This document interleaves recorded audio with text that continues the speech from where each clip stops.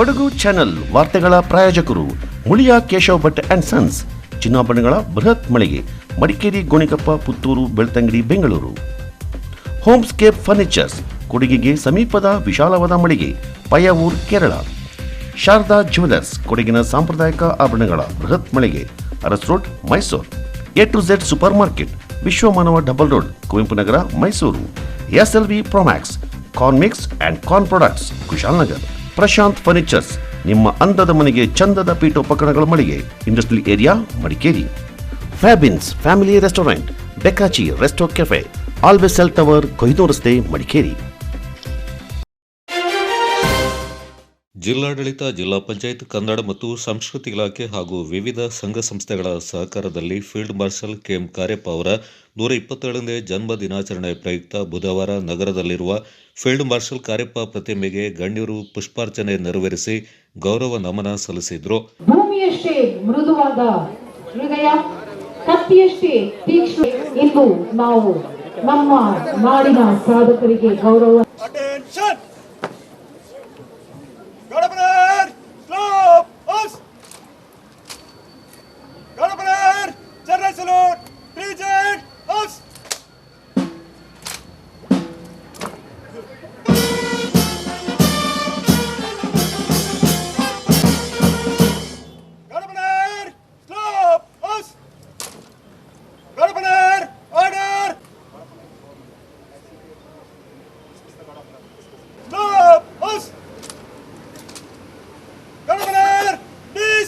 Air marshal ಕಾರ್ಯಪ್ಪರವರಿಂದ ಇದೀಗ ತಮ್ಮದೇ ಆದ ತಂದೆಗೆ ಗೌರವ ಸಲ್ಲಿಕೆ, ರಾಷ್ಟ್ರ ಭಕ್ತ ಗೌರವ ಸಮರ್ಪಣೆ. ಸೇನಾ ಹಿರಿಯರಿಗೆ ಇದೀಗ ಪುಷ್ಪಾರ್ಚನೆ. ಜಿಲ್ಲಾ ಪೊಲೀಸ್ ವರಿಷ್ಠಾಧಿಕಾರಿಗಳಾದ ಬಿಂದುಮಣಿ ಇವರಿಂದ ಗೌರವ ಸಮರ್ಪಣೆ. ಅಪರ ಜಿಲ್ಲಾಧಿಕಾರಿಗಳಾಗಿರುವಂತಹ ಡಾಕ್ಟರ್ ಐಶ್ವರ್ಯ ಆರ್ ರವರಿಂದ ಗೌರವ ಸಲ್ಲಿಕೆ. ಮಾಜಿ ಕಾನೂನು ಮಂತ್ರಿ ಮೇರಿಯಣ್ಣ ಮಾಣಯ್ಯರವರಿಂದ ಗೌರವ ಸಲ್ಲಿಕೆ.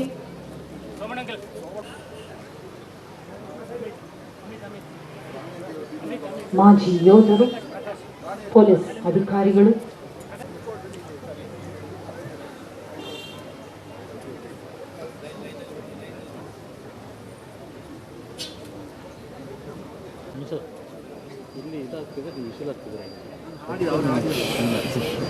ಏರ್ ಮಾರ್ಷಲ್ ನಿವೃತ್ತ ನಂದಾ ಕಾರ್ಯಪ್ಪ, ಮಾಜಿ ಸಚಿವರಾದ MC ನಾಣಯ್ಯ, ವಿಧಾನ ಪರಿಷತ್ನ ಮಾಜಿ ಸದಸ್ಯರಾದ ವೀಣಾ ಅಚ್ಚಯ್ಯ, ನಗರಸಭೆ ಅಧ್ಯಕ್ಷರಾದ P ಕಲಾವತಿ, ಜಿಲ್ಲಾ ಪಂಚಾಯತ್ CEO ಆನಂದ್ ಪ್ರಕಾಶ್ ಮೀನಾ, ಜಿಲ್ಲಾ ಪೊಲೀಸ್ ವರಿಷ್ಠಾಧಿಕಾರಿ ಬಿಂದುಮಣಿ, ಹೆಚ್ಚುವರಿ ಜಿಲ್ಲಾಧಿಕಾರಿ R ಐಶ್ವರ್ಯ, ಕರ್ನಾಟಕ ಕೊಡವ ಸಾಹಿತ್ಯ ಅಕಾಡೆಮಿ ಅಧ್ಯಕ್ಷರಾದ ಅಜ್ಜಿನಿಕಂಡ ಮಹೇಶ್ ನಾಚಯ್ಯ, ತಹಶೀಲ್ದಾರ್ ಶ್ರೀಧರ, DYSPಗಳಾದ ಸೂರಜ್ ಮೇದಪ್ಪ, ಮಡಿಕೇರಿ ಕೊಡವ ಸಮಾಜದ ಅಧ್ಯಕ್ಷರಾದ MP ಮುತ್ತಪ್ಪ, ಓಂಕಾರೇಶ್ವರ ದೇವಾಲಯ ವ್ಯವಸ್ಥಾಪನಾ ಸಮಿತಿ ಅಧ್ಯಕ್ಷರಾದ ಚುಮ್ಮಿ ದೇವಯ್ಯ, ಪದ್ಮಶ್ರೀ ಪ್ರಶಸ್ತಿ ಪುರಸ್ಕೃತರಾದ ರಾಣಿ ಮಾಚಯ್ಯ, ಸ್ಕೌಟ್ಸ್ ಮತ್ತು ಗೈಡ್ಸ್ ಜಿಲ್ಲಾ ಪ್ರಧಾನ ಆಯುಕ್ತರಾದ KT ಬೇಬಿ ಮ್ಯಾಥ್ಯೂ, ಸರ್ವೋದಯ ಸಮಿತಿ ಅಧ್ಯಕ್ಷರಾದ ಅಂಬೇಕಲ್ ಕುಶಾಲಪ್ಪ, ಕರ್ನಾಟಕ ಕೊಡವ ಸಾಹಿತ್ಯ ಅಕಾಡೆಮಿ ಸದಸ್ಯರಾದ ಪುತ್ತರಿರ ಪಪ್ಪು ತಿಮ್ಮಯ್ಯ, ಚೊಟ್ಟೆಯಂಡ ಸಂಜು ಕಾವೇರಪ್ಪ, ಕಂಬೆಯಂಡ ಡೀನಾ ಬೋಜಂಡ, PK ಕುಟ್ಟಪ್ಪ, ಬಳ್ಳಜಿರ ಅಯ್ಯಪ್ಪ, ಪ್ರಮುಖರಾದ ಕೊಕ್ಕಲೆಮಾಡ ಮಂಜು ಚಿಂಡಪ್ಪ, ನಾಪಂಡ ರವಿ ಕಾಳಪ್ಪ, BS ತಮ್ಮಯ್ಯ, ಉಳ್ಳಿಯಾಡ M ಪೂವಯ್ಯ, ನಗರಸಭೆ ಸದಸ್ಯರಾದ ಸತೀಶ್, ಅನಿತಾ ಪೂವಯ್ಯ,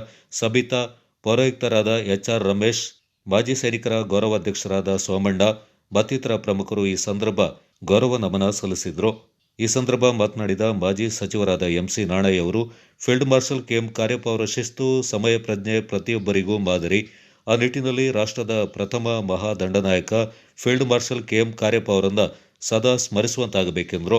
ಹುಟ್ಟುಹಬ್ಬ, ಈ ಹುಟ್ಟುಹಬ್ಬದ ಆಚರಣೆ ಮಾಡಲಿಕ್ಕೋಸ್ಕರ ಅವರ ಒಂದು ಪುತ್ಥಳಿಯನ್ನು ನಾವು ಇಲ್ಲಿ ಇನ್ಸ್ಟಾಲ್ ಮಾಡಿದ್ವಿ. ಅಲ್ಲಿಗೆ ಈ ದಿವಸ ಬಂದು ಕೊಡಗಿನ ಎಲ್ಲ ನಮ್ಮ ನಾಗರಿಕರು ಮತ್ತು ಕೊಡಗಿನ ಜನತೆ ಮತ್ತು ನಮ್ಮ ಎಕ್ಸ್ ಮ್ಯಾನ್ ಆಗಿ ಮುಂಚೆ ಭಾಳ ಕೆಲಸ ಮಾಡಿದವರು, ಈಗಲೂ ಕೂಡ ಇರ್ತಕ್ಕಂಥವ್ರು ಇವತ್ತು ಬಂದು ಅವರಿಗೆ ನಮ್ಮ ನಮನಗಳನ್ನು ಅರ್ಪಿಸಿ, ನೀವು ಮಾಡಿರ್ತಕ್ಕಂಥ ಕೆಲಸ, ನೀವು ಮಾಡಿರ್ತಕ್ಕಂಥ ಸೇವೆ ಮುಂದಿನ ಪೀಳಿಗೆಗೆ ನಮಗೂ ಎಲ್ಲರಿಗೂ ಕೂಡ ಆದರ್ಶವಾಗಲಿ ಅಂತ ಹೇಳಿ ನಾವು ಭಗವಂತನ ಈ ಸಂದರ್ಭ ಪ್ರೇರೇಪಿಸಿ ನಾವು ಇವತ್ತು ಹೋಗಬೇಕು ಅಂತ ನಾವು ತೀರ್ಮಾನ ಮಾಡಿದ್ವಿ. ಬಹುಶಃ ಈ ಕಾರ್ಯಕ್ರಮವನ್ನು ಭಾಳ ಚೆನ್ನಾಗಿ ಮಾಡಿರ್ತಕ್ಕಂಥ ಸಮಯದಲ್ಲಿ ಒಂದು ವಿಷಯ ಹೇಳ್ತೀನಿ.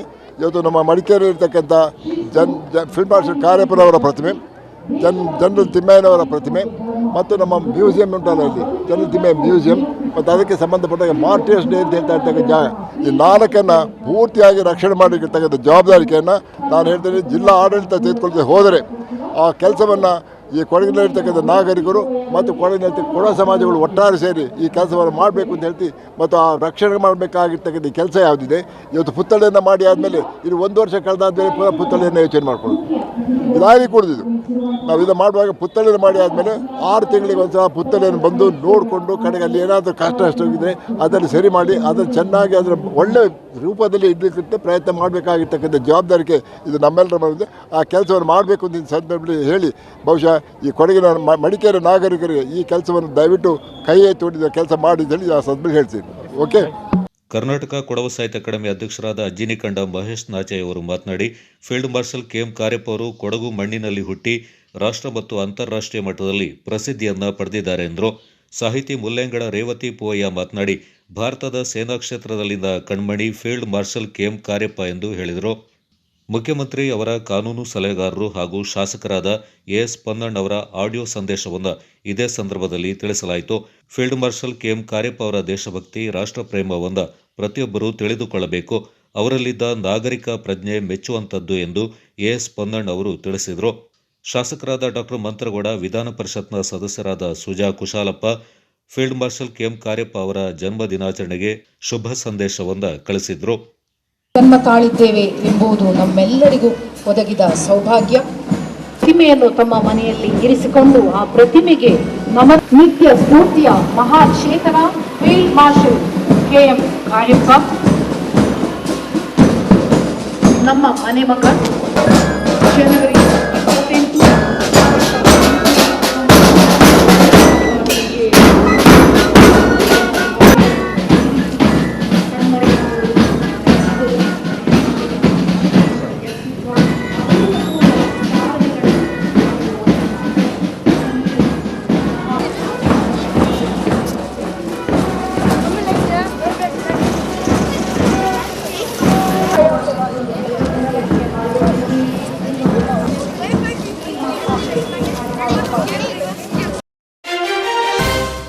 ಭಾರತೀಯ ಸೇನಾ ಪಡೆಗಳ ಪ್ರಥಮ ಮಹಾದಂಡನಾಯಕ ಫೀಲ್ಡ್ ಮಾರ್ಷಲ್ ಕೆ.ಎಂ. ಕಾರ್ಯಪ್ಪ ಅವರ 127ನೇ ಜನ್ಮ ಜಯಂತಿಯನ್ನು ಮಡಿಕೇರಿಯ ರೋಷನಾರದಲ್ಲಿ ಪುಷ್ಪನಮನದ ಮೂಲಕ ಭಾವಪೂರ್ಣವಾಗಿ ಆಚರಣೆ ಮಾಡಲಾಯಿತು. ಫೀಲ್ಡ್ ಮಾರ್ಷಲ್ ಕಾರ್ಯಪ್ಪ ಅವರ ನೆಚ್ಚಿನ ಮನೆಯಾಗಿದ್ದ ನಗರದ ಹೊರವಲಯದಲ್ಲಿನ ರೋಷನಾರ ಬಳಿಯಲ್ಲಿರುವ ಕಾರ್ಯಪ್ಪ ಅವರ ಸಮಾಧಿ ಸ್ಥಳಕ್ಕೆ ಗಣ್ಯರು ಪುಷ್ಪನಮನ ಸಲ್ಲಿಸಿದರು.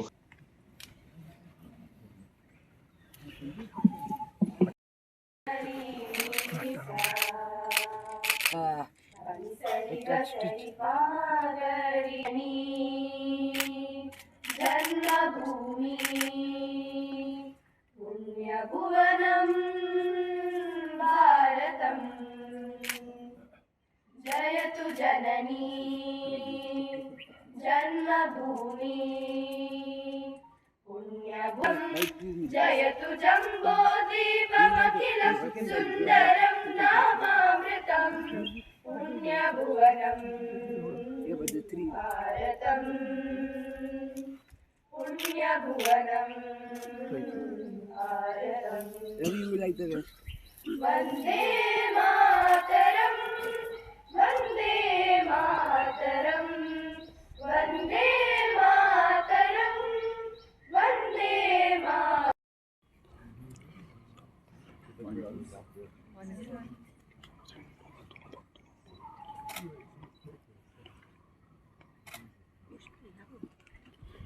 Guests, committee members,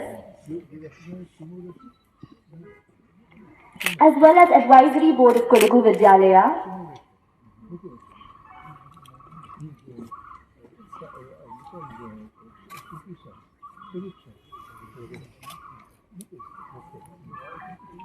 staff of Kodagu Vidyalaya,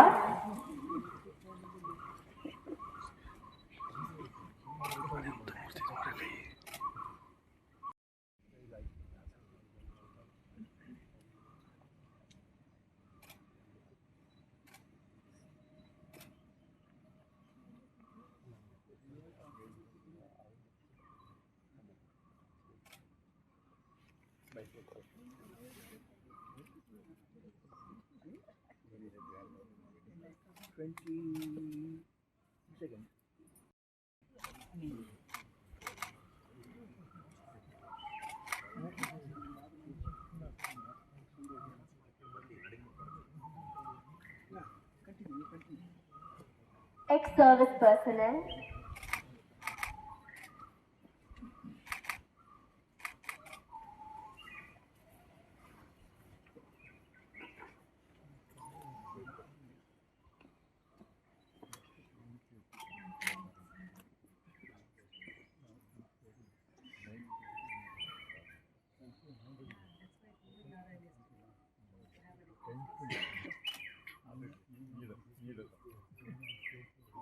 service personnel,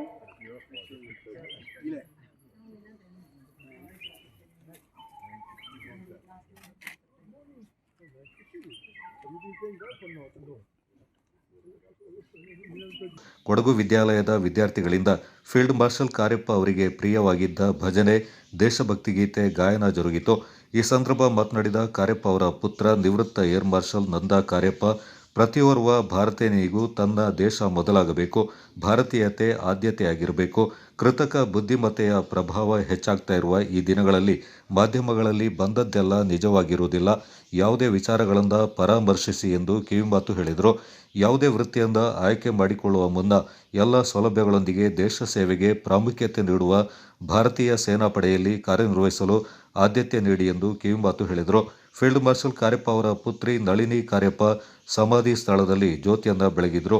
field marshal Cariappa ಕುರಿತು ಪ್ರಬಂಧ ಸ್ಪರ್ಧೆಯಲ್ಲಿ ಪ್ರಥಮ ಬಹುಮಾನ ಪಡೆದ ಕೂಡಿಗೆ ಸೈನಿಕ ಶಾಲಾ ಕೆಡೆಟ್ ಧ್ರುವ್ ಭಾರದ್ವಾಜ್ ಅವರಿಗೆ ಕಾರ್ಯಪ್ಪ ಅವರ ಸೊಸೆ ಮೀನಾ ಕಾರ್ಯಪ್ಪ ಟ್ರೋಫಿ ಪ್ರದಾನ ಮಾಡಿದರು. ಕೊಕ್ಕಲೆರ ಮಹತ್ವ ಅಪ್ಪಯ್ಯ ಅವರಿಂದ ಕಾರ್ಯಪ್ಪ ಕುರಿತಾಗಿ ಮಾಹಿತಿ ನೀಡಲ್ಪಟ್ಟಿತು. ಫೀಲ್ಡ್ ಮಾರ್ಷಲ್ ಕಾರ್ಯಪ್ಪ ಅವರಿಗೆ ಪ್ರಿಯವಾಗಿದ್ದ ಹೇಳಿಕೆಗಳನ್ನು ಕೊಡಗು ವಿದ್ಯಾಲಯದ ವಿದ್ಯಾರ್ಥಿಗಳು ವಾಚಿಸಿದರು. As Field Marshal K.M. Karyappa once said, it is not just enough to be brave. An officer must also be just, disciplined, and an example to his men. True to his own words, Field Marshal K.M. Karyappa was not just an ordinary soldier. He was an extraordinary officer with his allegiance towards the country and its welfare. Field Marshal K.M. Karyappa was born on 28 Jan 1899 to the couple of Madappa and Kaveramma of the famed Kodanjera clan in the land of the mighty Kodavas. After completing his education in Madikeri and graduation in Presidency College, he joined the Dali Cadets College. He was then commissioned into the 2nd Battalion of the 88th Carnatic Infantry. After a few transfers here and there, he was permanently assigned to the Rajput Regiment. Being a very disciplined and duty-bound person, he climbed the higher ranks very easily. One of the first major assignments he completed was the raising of the 17th Rajput Battalion for the World War II. By doing so, he became the first Kodava to command a battalion. The maroon and blue hackle, as well as the war cry "Badhe Chalo," which the battalion adopted, is now used not just by the battalion but the whole regiment. After World War II, he attended a course at the Imperial Defence College, helping him in rising through the ranks of brigadier in 1946 and Major General and Lieutenant General in the subsequent. खतरे में पड़ी आजादी, जब तक थी सांस लड़े वो, जब तक थी सांस लड़े वो, फिर अपनी लाश बिछा दी, संगीन पे धर कर माता, सो गए अमर बलिदानी, जो वैष्णव जन तो तेने कहिए जे, पीड़ पराई जाने रे, पर दुखे उपकार करे तो ये, पर दुखे उपकार करे तो ये, मन अभिमान ना आने रे, वैष्णव जन तो तेने कहिए जे, पीड़ पराई. ಕೊಡಗು ವಿದ್ಯಾಲಯದ ಆಡಳಿತ ಮಂಡಳಿ ನಿರ್ದೇಶಕರಾದ ಗುರುದತ್, ನಿಯತಾ ದೇವಯ್ಯ, ಕೊಡಗು ವಿದ್ಯಾಲಯದ ಪ್ರಾಂಶುಪಾಲರಾದ ಕೆಎಸ್ ಸುಮಿತ್ರಾ, ಆಡಳಿತಾಧಿಕಾರಿ ಪಿ ರವಿ, ನಿವೃತ್ತ ಕರ್ನಲ್ ಬಿಜಿವಿ ಕುಮಾರ್, ಕರ್ನಲ್ ಕಾವೇರಪ್ಪ, ಪ್ರೇಮ್ನಾಥ್, ಬಾಬು ಸೋಮಯ್ಯ ಪಾಲ್ಗೊಂಡಿದ್ದರು. ಅಲ್ಲದೆ ಮಾಜಿ ಸೈನಿಕರು, ಕೊಡಗು ವಿದ್ಯಾಲಯದ ಎನ್ಸಿಸಿ ಕೆಡೆಟ್ಗಳು, ವಿದ್ಯಾರ್ಥಿಗಳು, ಶಿಕ್ಷಕರು, ಕೂಡಿಗೆ ಶಾಲಾ ವಿದ್ಯಾರ್ಥಿಗಳು ಪಾಲ್ಗೊಂಡಿದ್ದರು. ಮಾಂದಲಪಟ್ಟಿಯಲ್ಲಿ ಪ್ರವಾಸಿಗರಿಂದ ಸುಲಿಗೆ ಪ್ರಕರಣವನ್ನು ಇಲಾಖೆ ಗಂಭೀರವಾಗಿ ಪರಿಗಣಿಸಿದ್ದು, ನೀವು ಇದನ್ನು ಗಂಭೀರವಾಗಿ ತೆಗೆದುಕೊಂಡರೆ ಉತ್ತಮ ಅಂತ ಜಿಲ್ಲಾ ಪೊಲೀಸ್ ವರಿಷ್ಠಾಧಿಕಾರಿ ಬಿಂದುಮಡಿ ಜೀಪು ಚಾಲಕರು ಮತ್ತು ಮಾಲೀಕರಿಗೆ ಖಡಕ್ ಸೂಚನೆ ನೀಡಿದ್ದಾರೆ. ನಗರದ ಸಂಚಾರಿ ಪೊಲೀಸ್ ಠಾಣೆಯಲ್ಲಿ ಜೀಪು ಮಾಲೀಕರು ಮತ್ತು ಚಾಲಕರ ಸಭೆ ನಡೆಸಿದ ಪೊಲೀಸ್ ವರಿಷ್ಠಾಧಿಕಾರಿ ಹಲವು ಸಲಹೆ ಸೂಚನೆಗಳನ್ನು ನೀಡಿದರು. ಮಾಂದಲಪಟ್ಟಿಯಲ್ಲಿ ಸಮಸ್ಯೆ ಪರಿಹಾರ ಕಂಡುಕೊಳ್ಳುವ ನಿಟ್ಟಿನಲ್ಲಿ ಸದ್ಯದಲ್ಲಿಯೇ ಕೆಲವು ನಿಯಮಗಳನ್ನು ತರಲಾಗುತ್ತೆ ಎಂದು ತಿಳಿಸಿದರು. ಪ್ರವಾಸಿಗರೊಂದಿಗೆ ಸೌಜನ್ಯದಿಂದ ವರ್ತಿಸಿ. ಪ್ರವಾಸಿಗರು ಜಿಲ್ಲೆಯ ಅತಿಥಿಗಳಾಗಿದ್ದು ಅವರೊಂದಿಗೆ ಸೌಜನ್ಯದಿಂದ ವರ್ತಿಸಬೇಕಿದೆ. ತಮ್ಮ ರಜಾ ದಿನಗಳನ್ನು ಪ್ರಕೃತಿ ನಡುವೆ ಶಾಂತವಾಗಿ ಕಳೆಯಲು ಜನ ಕೊಡಗಿಗೆ ಕುಟುಂಬದೊಂದಿಗೆ ಆಗಮಿಸುತ್ತಾರೆ. ಇಂತಹ ಕಹಿ ಘಟನೆಗಳು ನಡೆದಾಗ ಅದು ಇಲ್ಲಿನ ಜನ ಸಂಸ್ಕೃತಿಯ ಮೇಲೆ ಕೀಳರಿಮೆಯನ್ನು ಉಂಟು ಮಾಡುತ್ತೆ. ಜೀಪು ಚಾಲಕರಲ್ಲಿ ಅನೇಕರು ಉತ್ತಮವಾಗಿ ಕೆಲಸ ಮಾಡ್ತಾ ಇದ್ದಾರೆ. ಕೆಲವರು ಮಾಡುವ ಇಂತಹ ತಪ್ಪಿನಿಂದ ಜಿಲ್ಲೆಯ ಪ್ರವಾಸೋದ್ಯಮಕ್ಕೆ ಕಪ್ಪು ಚುಕ್ಕೆ ಇಟ್ಟಂತಾಗುತ್ತೆ. ಆದ್ದರಿಂದ ಮುಂದೆ ಇಂತಹ ಘಟನೆಗಳು ನಡೆಯದಂತೆ ಎಚ್ಚರ ವಹಿಸಬೇಕು. ಪ್ರವಾಸಿಗರಲ್ಲಿ ದುರ್ವರ್ತನೆ ತೋರುವುದು, ಸುಲಿಗೆ ಮಾಡುವುದು ಕಂಡುಬಂದರೆ ಕಾನೂನು ಕ್ರಮ ಕೈಗೊಳ್ಳಲಾಗುತ್ತೆ. ಯಾರಾದರೂ ಅಂತಹ ವರ್ತನೆ ತೋರುತ್ತಿದ್ದರೆ ಪೊಲೀಸರಿಗೆ ಮಾಹಿತಿಯನ್ನು ನೀಡಬೇಕೆಂದು ಸೂಚಿಸಿದರು. ಮಾಂದಲಪಟ್ಟಿ ಟೈಮಿಂಗ್ ಬದಲಾವಣೆ. ಮಾಂದಲಪಟ್ಟಿಗೆ ಸಫಾರಿ ಹೋಗುವ ಜೀಪುಗಳ ಸಂಬಂಧ ಹಿಂದಿನಿಂದಲೂ ಪ್ರಕರಣಗಳು ದಾಖಲಾಗಿವೆ. ಒಬ್ಬರ ಮೇಲೆ ಪದೇ ಪದೇ ಪ್ರಕರಣ ದಾಖಲಾದರೆ ರೌಡಿ ಶೀಟ್ ತೆರೆಯಬೇಕಾಗುತ್ತೆ. ಅಲ್ಲದೆ ಬೆಳಗಿನ ಜಾವ ಆ ರಸ್ತೆಯಲ್ಲಿ ಜೀಪುಗಳು ಸಂಚರಿಸುವುದರಿಂದ ಸಮಸ್ಯೆಗಳಾಗ್ತಾ ಇದ್ದು, ಅರಣ್ಯ ಇಲಾಖೆಯೊಂದಿಗೆ ಚರ್ಚಿಸಿ ಪ್ರವೇಶ ಸಮಯವನ್ನು ಬದಲಾವಣೆ ಮಾಡಲಾಗುತ್ತೆ ಅಂತ ಬಿಂದುಮಣಿ ತಿಳಿಸಿದರು. ಇನ್ನು ಮುಂದೆ ಮಾಂದಲಪಟ್ಟಿಗೆ ತೆರಳುವ ಜೀಪುಗಳ ನಿರಂತರ ತಪಾಸಣೆ ನಡೆಯಲಿದ್ದು, ಎಲ್ಲ ದಾಖಲೆಗಳನ್ನು ಪರಿಶೀಲಿಸಿ ಪೊಲೀಸ್ ಇಲಾಖೆಯಿಂದ ಕ್ರಮ ಸಂಖ್ಯೆ ಒಳಗೊಂಡ ಸ್ಟಿಕ್ಕರ್ ನೀಡಲಾಗುತ್ತೆ. ಅದನ್ನು ಹಾಕಿರುವ ಜೀಪುಗಳು ತಪಾಸಣೆಗೆ ಒಳಪಟ್ಟಿದೆ ಮತ್ತು ಅಧಿಕೃತವಾಗಿ ಸಂಚರಿಸುತ್ತಿದೆ ಎಂದು ಗುರುತಿಸಬಹುದಾಗಿದೆ ಎಂದರು. ಜೀಪುಗಳು ಭಾರೀ ವೇಗವಾಗಿ ಸಂಚರಿಸುವ ಸಂಬಂಧ ದೂರುಗಳು ಬರ್ತಾ ಇದ್ದು, ಕಡಿದಾದ ಮಾರ್ಗದಲ್ಲಿ ಅತಿ ವೇಗದಿಂದ ಅಪಘಾತಗಳು ಸಂಭವಿಸುವ ಅಪಾಯವಿದೆ. ಹಾಗಾಗಿ ಅತಿ ವೇಗದ ಅಜಾಗರೂಕತೆಯ ಚಾಲನೆ ಮಾಡುವ ಚಾಲಕರ ವಿರುದ್ಧ ಕ್ರಮ ಕೈಗೊಳ್ಳಲಾಗುತ್ತೆ. ಅಂತಹ ಚಾಲಕರ ವಿರುದ್ಧ ನೀವು ದೂರು ಮಾಹಿತಿ ನೀಡಿದರೆ ಕ್ರಮ ಜರುಗಿಸುತ್ತೇವೆ ಎಂದರು. ನಮ್ಮ ಟ್ರಾಫಿಕ್ ಸ್ಟೇಷನಲ್ಲಿ, ಮಡಿಕೇರಿ ಟೌನ್ ಟ್ರಾಫಿಕ್ ಸ್ಟೇಷನಲ್ಲಿ ಎಲ್ಲ ಜೀಪ್ ಅಸೋಸಿಯೇಷನ್ ಮತ್ತು ಜೀಪ್ ಚಾಲಕರ ಜೊತೆ ಹಾಗೂ RTO ಆಫೀಸರ್ ಅವ್ರ ಜೊತೆ ನಮ್ಮ ಪೊಲೀಸ್ ಇಲಾಖೆ ಒಂದು ಸಭೆ ಮಾಡಿದ್ದೀವಿ. ಇದಕ್ಕೆ ಸಂಬಂಧಪಟ್ಟಂತೆ ಕೆಲವು ಸೂಚನೆಗಳನ್ನ ನಾವು ಚಾಲಕರಿಗೆ ಹಾಗೂ ಅಸೋಸಿಯೇಷನಲ್ಲಿ ಇರುವಂತಹ ಮೆಂಬರ್ಸ್ಗಳಿಗೆ ನೀಡಿದ್ದೀವಿ. ಸೊ ಮುಂದೆ ಯಾವುದೇ ರೀತಿಯಾದಂತಹ ಇದು ನೇಮಕ ಮಾಡಿದಂತಹ ಬೆಲೆ ಏನಿದೆ ಅದಕ್ಕೆ ಮೇಲೆ ನಾವು ಕೇಳಿರೋದಂತಹ ಒಂದು ಮಾಹಿತಿ ಬಂದಲ್ಲಿ ಅಥವಾ ರ್ಯಾಶ್ ಡ್ರೈವಿಂಗ್ ಮಾಡಿದಲ್ಲಿ ಅಥವಾ ಸಾರ್ವಜನಿಕರಿಗೆ ತೊಂದರೆ ಮಾಡಿಕೊಂಡು ಅಲ್ಲಿ ಜೀಪ್ ಚಾಲನೆ ಮಾಡ್ತಿದ್ದಾರೆ ಅಂತ ಗೊತ್ತಾದಲ್ಲಿ ನಾವು ಇಮಿಡಿಯೇಟಾಗಿ ಕ್ರಮ ತಗೊಳ್ತೀವಿ ಹಾಗೂ FIR ಮಾಡ್ತೀವಿ ಅಂತ ಅವರಿಗೆ ಆಲ್ರೆಡಿ ಸೂಚನೆ ಕೊಟ್ಟಿದ್ದೀವಿ. ಹಾಗೂ RTO ಆಫೀಸರ್ ಇರೋದ್ರಿಂದ ಅವರಲ್ಲಿ ಯಾವುದೇ ರೀತಿಯಾದಂಥ ಡಾಕ್ಯುಮೆಂಟೇಷನ್ ಎರರ್ಸ್ ಅಥವಾ ಫಾಲ್ಟ್ ಇದ್ದರೆ ಅದನ್ನು ತಕ್ಷಣವಾಗಿ ನೀವು RTO ಆಫೀಸಿಗೆ ಹೋಗಿ ಅದನ್ನು ಸರಿಪಡಿಸ್ಕೊಬೇಕು ಅಂತ ಸಹ ಹೇಳಿದ್ದೀವಿ. ಸೊ ಮುಂದೆ ವೈಟ್ ಬೋರ್ಡು ಇಟ್ಕೊಂಡು ಚಾಲನೆ ಮಾಡೋದು ಅಥವಾ ಅದನ್ನು ಬದಲಿ ಮಾಡಿ ಡಾಕ್ಯುಮೆಂಟೇಷನಲ್ಲಿ ಬದಲಿ ಆಗಿರೋಲ್ಲ ಆದರೂ ಎಲ್ಲೋ ಬೋರ್ಡ್ ಯೂಸ್ ಮಾಡ್ಕೊಂಡು ಮಾಡಿದಲ್ಲಿ ನಾವು ಕಾನೂನು ಪ್ರಕಾರವಾಗಿ FIR ಮಾಡ್ತೀವಿ ಅಂತಲೇ ಅವ್ರಿಗೆ ನಾವು ಸೂಚನೆಯನ್ನು ಕೊಟ್ಟಿದ್ದೀವಿ. ಸೊ ಅದರಲ್ಲಿ ಯಾವುದೇ ರೀತಿಯಾದಂತಹ ಬದಲಾವಣೆ ನೀವು ಡಾಕ್ಯುಮೆಂಟೇಷನ್ ಮಾಡಬೇಕಿದ್ದನ್ನು ತಕ್ಷಣವಾಗಿ ಮಾಡ್ಕೊಬೇಕು. ಅದಕ್ಕೆ RTO ಅವರು ಸಹ ಇದನ್ನು ಇಮಿಡಿಯೇಟಾಗಿ ಮಾಡಿಕೊಡ್ತೀವಿ. ಯಾರದೇ ಒಂದು ಡಾಕ್ಯುಮೆಂಟೇಷನ್ ಎರರ್ ಇದ್ದರೆ ಮಾಡಿಕೊಡ್ತೀವಿ ಅಂತಲೂ ಸಹ ಅವರಿಗೆ ಸ್ವಲ್ಪ ಕೋಆರ್ಡಿನೇಟ್ ಮಾಡ್ತೀವಿ ಅಂತ ಹೇಳಿದ್ದಾರೆ.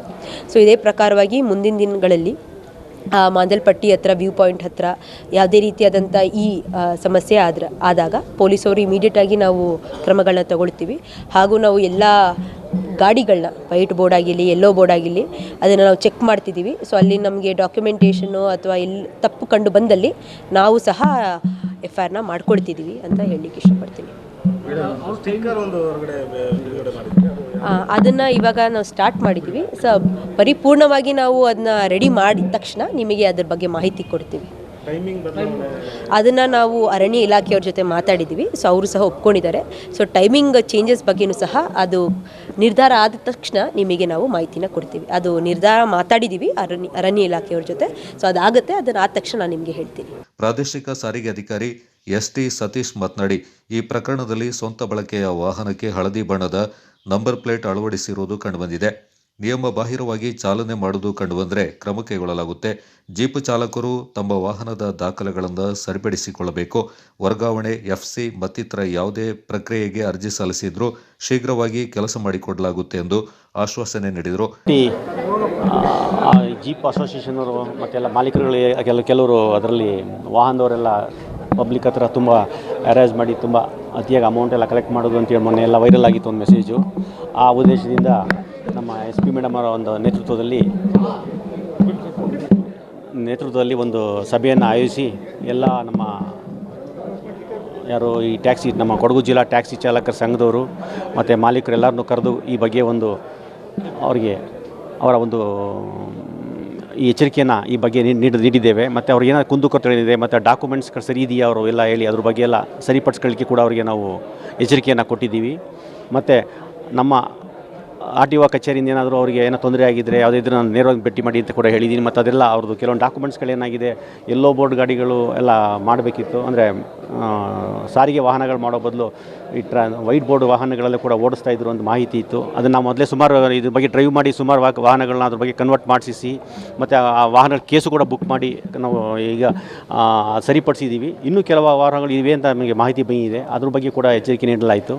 ಅದನ್ನು ನಮ್ಮ ಇಲಾಖೆಯಲ್ಲಿ ಏನೇ ತೊಂದರೆ ಇದ್ದರೂ ಕುಂದುಕೊರತೆ ಇದ್ದರೂ ಕೂಡ ನೇರವಾಗಿ ನನ್ನ ಭೇಟಿ ಮಾಡಿ ಮತ್ತು ನಾವು ಈ ಬಗ್ಗೆ ನಿಮ್ಮ ವಾಹನಗಳಲ್ಲಿ ಏನೇ ಡಾಕ್ಯುಮೆಂಟ್ಸ್ಗಳು ಸರಿ ಇಲ್ಲ ಕೂಡ ಸರಿಪಡಿಸ್ಕೊಡ್ಲಿಕ್ಕೆ ನಾವು ಕ್ರಮ ವಹಿಸ್ತೀವಿ ಅಂತೇಳಿ ನಾವು ಅವರಿಗೆ ಈ ಆಶ್ವಾಸನೆ ಕೊಟ್ಟು ಮತ್ತು ಇದೇನಿದೆ ಮುಂದೆ ಈ ರೀತಿ ಯಾವುದೇ ದೂರುಗಳು ಬರದಾಗೆ ಮುಂದೆ ನೀವು ಎಚ್ಚರಿಕೆ ವಹಿಸಬೇಕು ಅಂತೇಳಿ ಈ ಒಂದು ಸಭೆಯನ್ನು ನಡೆಸಲಾಯಿತು. ಸರ್, ಅವ್ರ ಕಡೆಯಿಂದ ಏನೆಲ್ಲ ಬಂತು? ಅಲ್ಲ, ಅವರಲ್ಲಿ ಅದೇ ನಮ್ಗೆ ಗೊತ್ತಿಲ್ಲ, ನಮ್ಮ 2-3 ಗುಂಪುಗಳಿದೆ ಹಾಗೆ ಹೀಗೆ ಅಂತೆಲ್ಲ ಹೇಳ್ತಾ ಇದ್ದಾರೆ ಅವರು. ಅದಕ್ಕೆ ಮೇಡಮ್ ಅದ್ರ ಬಗ್ಗೆ ಎಚ್ಚರಿಕೆ ಕೊಟ್ಟಿದ್ದಾರೆ. ನೆನ್ನೆ ಒಂದು ವೈಟ್ ಬೋರ್ಡ್ ಗಾಡಿಗೆ ಯೆಲ್ಲೋ ಬೋರ್ಡ್ ಸ್ಟಿಕ್ಕರ್ ಹಾಕೊಂಡಿರೋದು ನೆನ್ನೆ ಆ ಪ್ರಕರಣ ಆದಮೇಲೆ ಗೊತ್ತಾಗಿದೆ. ಇಲ್ಲ ತುಂಬ ಗಾಡಿಗಳಿಲ್ಲ. ಅದನ್ನು ನಾನು ಕೂಡ ನಮ್ಮ ಇನ್ಸ್ಪೆಕ್ಟರ್ಗಳು ಕೂಡ ಎಚ್ಚರಿಕೆ ಕೊಟ್ಟಿದ್ದೀನಿ. ಆ ರೀತಿ ಇಲ್ಲ, ಜಾಸ್ತಿ ಇಲ್ಲ ಅಂದ್ಕೊಂಡಿದ್ದೀನಿ ನಾನು. ಯಾಕೆಂದರೆ ನಾವೆಲ್ಲ ಸುಮಾರು ಕೇಸ್ಗಳು ಬುಕ್ ಮಾಡಿದ್ದೀವಿ, ಪರಿಶೀಲನೆ ಮಾಡಿದ್ದೀವಿ ವಾಹನಗಳಿಗೆ. ಹಾಗಾಗಿ ಆ ಚಾನ್ಸಸ್ ಭಾಳ ಕಮ್ಮಿ ಇದೆ. ಎಲ್ಲೋ ಕೆಲವೊಂದು ಇಲ್ಲೊಂದು ಇರ್ಬೋದು, ಇಲ್ಲ ಅಂತ ಹೇಳ್ತಿಲ್ಲ. ಅದು ಕೂಡ ಇನ್ನು ಮುಂದಿನ ದಿನಗಳಲ್ಲಿ ಅದನ್ನು ಕೂಡ ಅದ್ರ ಬಗ್ಗೆ ಸೂಕ್ತ ಕ್ರಮ ಕೈಗೊಳ್ತೀವಿ ನಾವು. ಕೊಡಗಿನ SP ಮೇಡಮ್ ನಮ್ಮನ್ನು ಒಂದು ಜೀಪ್ ಮಾಲೀಕರ ಚಾಲಕರ ಸಂಘದವ್ರನ್ನ ಮೀಟಿಂಗ್ ಕರೆದಿದ್ರು. ಮೊನ್ನೆ ಆದ ಬೆಲೆ ಏರಿಕೆ ತಗೊಂಡ 4,000 ತಗೊಂಡು ವೈರಲ್ ಆದ ವಿಚಾರಗಳು ಮತ್ತು ಮಾಂದಲ್ಪಟ್ಟಿಯಲ್ಲಿ ಟೈಮ್ ಫಿಕ್ಸ್ ಮಾಡಬೇಕು, ಆ ವಿಚಾರಗಳು, ಸ್ಪೀಡ್ ಕಮ್ಮಿ ಮಾಡಬೇಕು, ಈ ವಿಚಾರಗಳಲ್ಲಿ ಹೇಳಿ ಅವರು ನಮಗೊಂದು ಮಾಹಿತಿಯನ್ನು ಕೊಟ್ಟರು. ಆ ಮಾಹಿತಿ ಪ್ರಕಾರ ಮಡಿಕೇರಿ ಮಾಲೀಕರು ಚಾಲಕರ ಅಧ್ಯಕ್ಷನಾಗಿ ನಾನು ಸುಮಾರು 25 ವರ್ಷದಿಂದ ಕೆಲಸ ಮಾಡ್ತಾಯಿದ್ದೇನೆ. ನಾನು ಮೇಡಮ್ ಜೊತೆ ನಾವು ರಿಕ್ವೆಸ್ಟ್ ಮಾಡೋದು ಜೀಪ್ ಮಾಲೀಕರ ಚಾಲಕರ ಸಂಘದಿಂದ ಏನು ಅಂತೇಳಿದರೆ, ನಾವು ಸ್ಪೀಡನ್ನು ಕಮ್ಮಿ ಮಾಡ್ಸೋಕ್ಕೆ ನಾವು ವ್ಯವಸ್ಥೆ ಮಾಡ್ತೇವೆ. ಬೆಳಿಗ್ಗೆಯಿಂದ ಕ್ಯೂನ ಫಾಲೋ ಮಾಡಲಿಕ್ಕೆ ವ್ಯವಸ್ಥೆ ಮಾಡ್ತೇವೆ. ಆ ರೀತಿಯಲ್ಲಿ ನಾವು ಹೋಗ್ತೇವೆ. ಮತ್ತು ಇನ್ನೊಂದು ಟೈಮಿಂಗ್ಸ್ ದಯವಿಟ್ಟು ಚೇಂಜ್ ಮಾಡಿದರೆ ಏನಂತ ಹೇಳಿದರೆ, ಪ್ರವಾಸಿಗರು ಮಡಿಕೇರಿಗೆ ಬರೋದೇ ಒಂದಿನದಲ್ಲಿ ಮಡಿಕೇರಿ ಎಲ್ಲ ನೋಡಿ ಹೋಗಲಿಕ್ಕೆ ಸಾಧ್ಯವಾಗೋದಿಲ್ಲ ಟೈಮಿಂಗ್ಸ್ ಚೇಂಜ್ ಮಾಡಿದರೆ. ಅದಕ್ಕೆ ಟೈಮಿಂಗ್ಸ್ ಯಥಾಸ್ಥಿತಿ ಅದೇ ಇರಲಿ ಅಂತೇಳಿ ನಾವು ಮೇಡಮ್ ಹತ್ರ ರಿಕ್ವೆಸ್ಟ್ ಮಾಡಿದ್ದೇವೆ. ಈಗ ನಾವು ಟೈಮಿಂಗ್ಸ್ ನಮಗೆ ಏನು ಅದೇ ಸೇಮ್ ಕೊಟ್ಟರೆ ಟೂರಿಸ್ಟ್ಗಳಿಗೂ ಈಸಿ ಆಗ್ತದೆ. ಏನು ಅಂತ ಹೇಳಿದರೆ, ಮಾಂದಲ್ಪಟ್ಟಿ ನೋಡಿ ಬರೋತ್ತಿಗೆ 8-9 ಗಂಟೆ ಒಳಗೆ ಮುಗಿದೋಗ್ತದೆ. ಮತ್ತೆ ಮಡಿಕೇರಿ ಎಲ್ಲ ನೋಡಿ ಅವ್ರು ಹಿಂತಿರುಗಬಹುದು. ಇಲ್ಲ 2 ದಿನ ಮಡಿಕೇರಿಲಿ ಇರಬೇಕಾಗ್ತದೆ. ಹಾಗೆ ಮೇಡಮ್ ಅವ್ರ ಹತ್ರ ನಾವು ರಿಕ್ವೆಸ್ಟ್ ಮಾಡಿದ್ದೇವೆ, ದಯವಿಟ್ಟು ಟೈಮನ್ನು ಚೇಂಜ್ ಮಾಡಿಸಬೇಡಿ. ಚೇಂಜ್ ಮಾಡಿಸಿದರೆ ನಮಗೆ ಕಷ್ಟ ಆಗ್ತದೆ, ಜೀಪ್ ಅವ್ರಿಗೆ ಕಷ್ಟ ಆಗ್ತದೆ ಅಂತ ಹೇಳಿದ್ವಿ.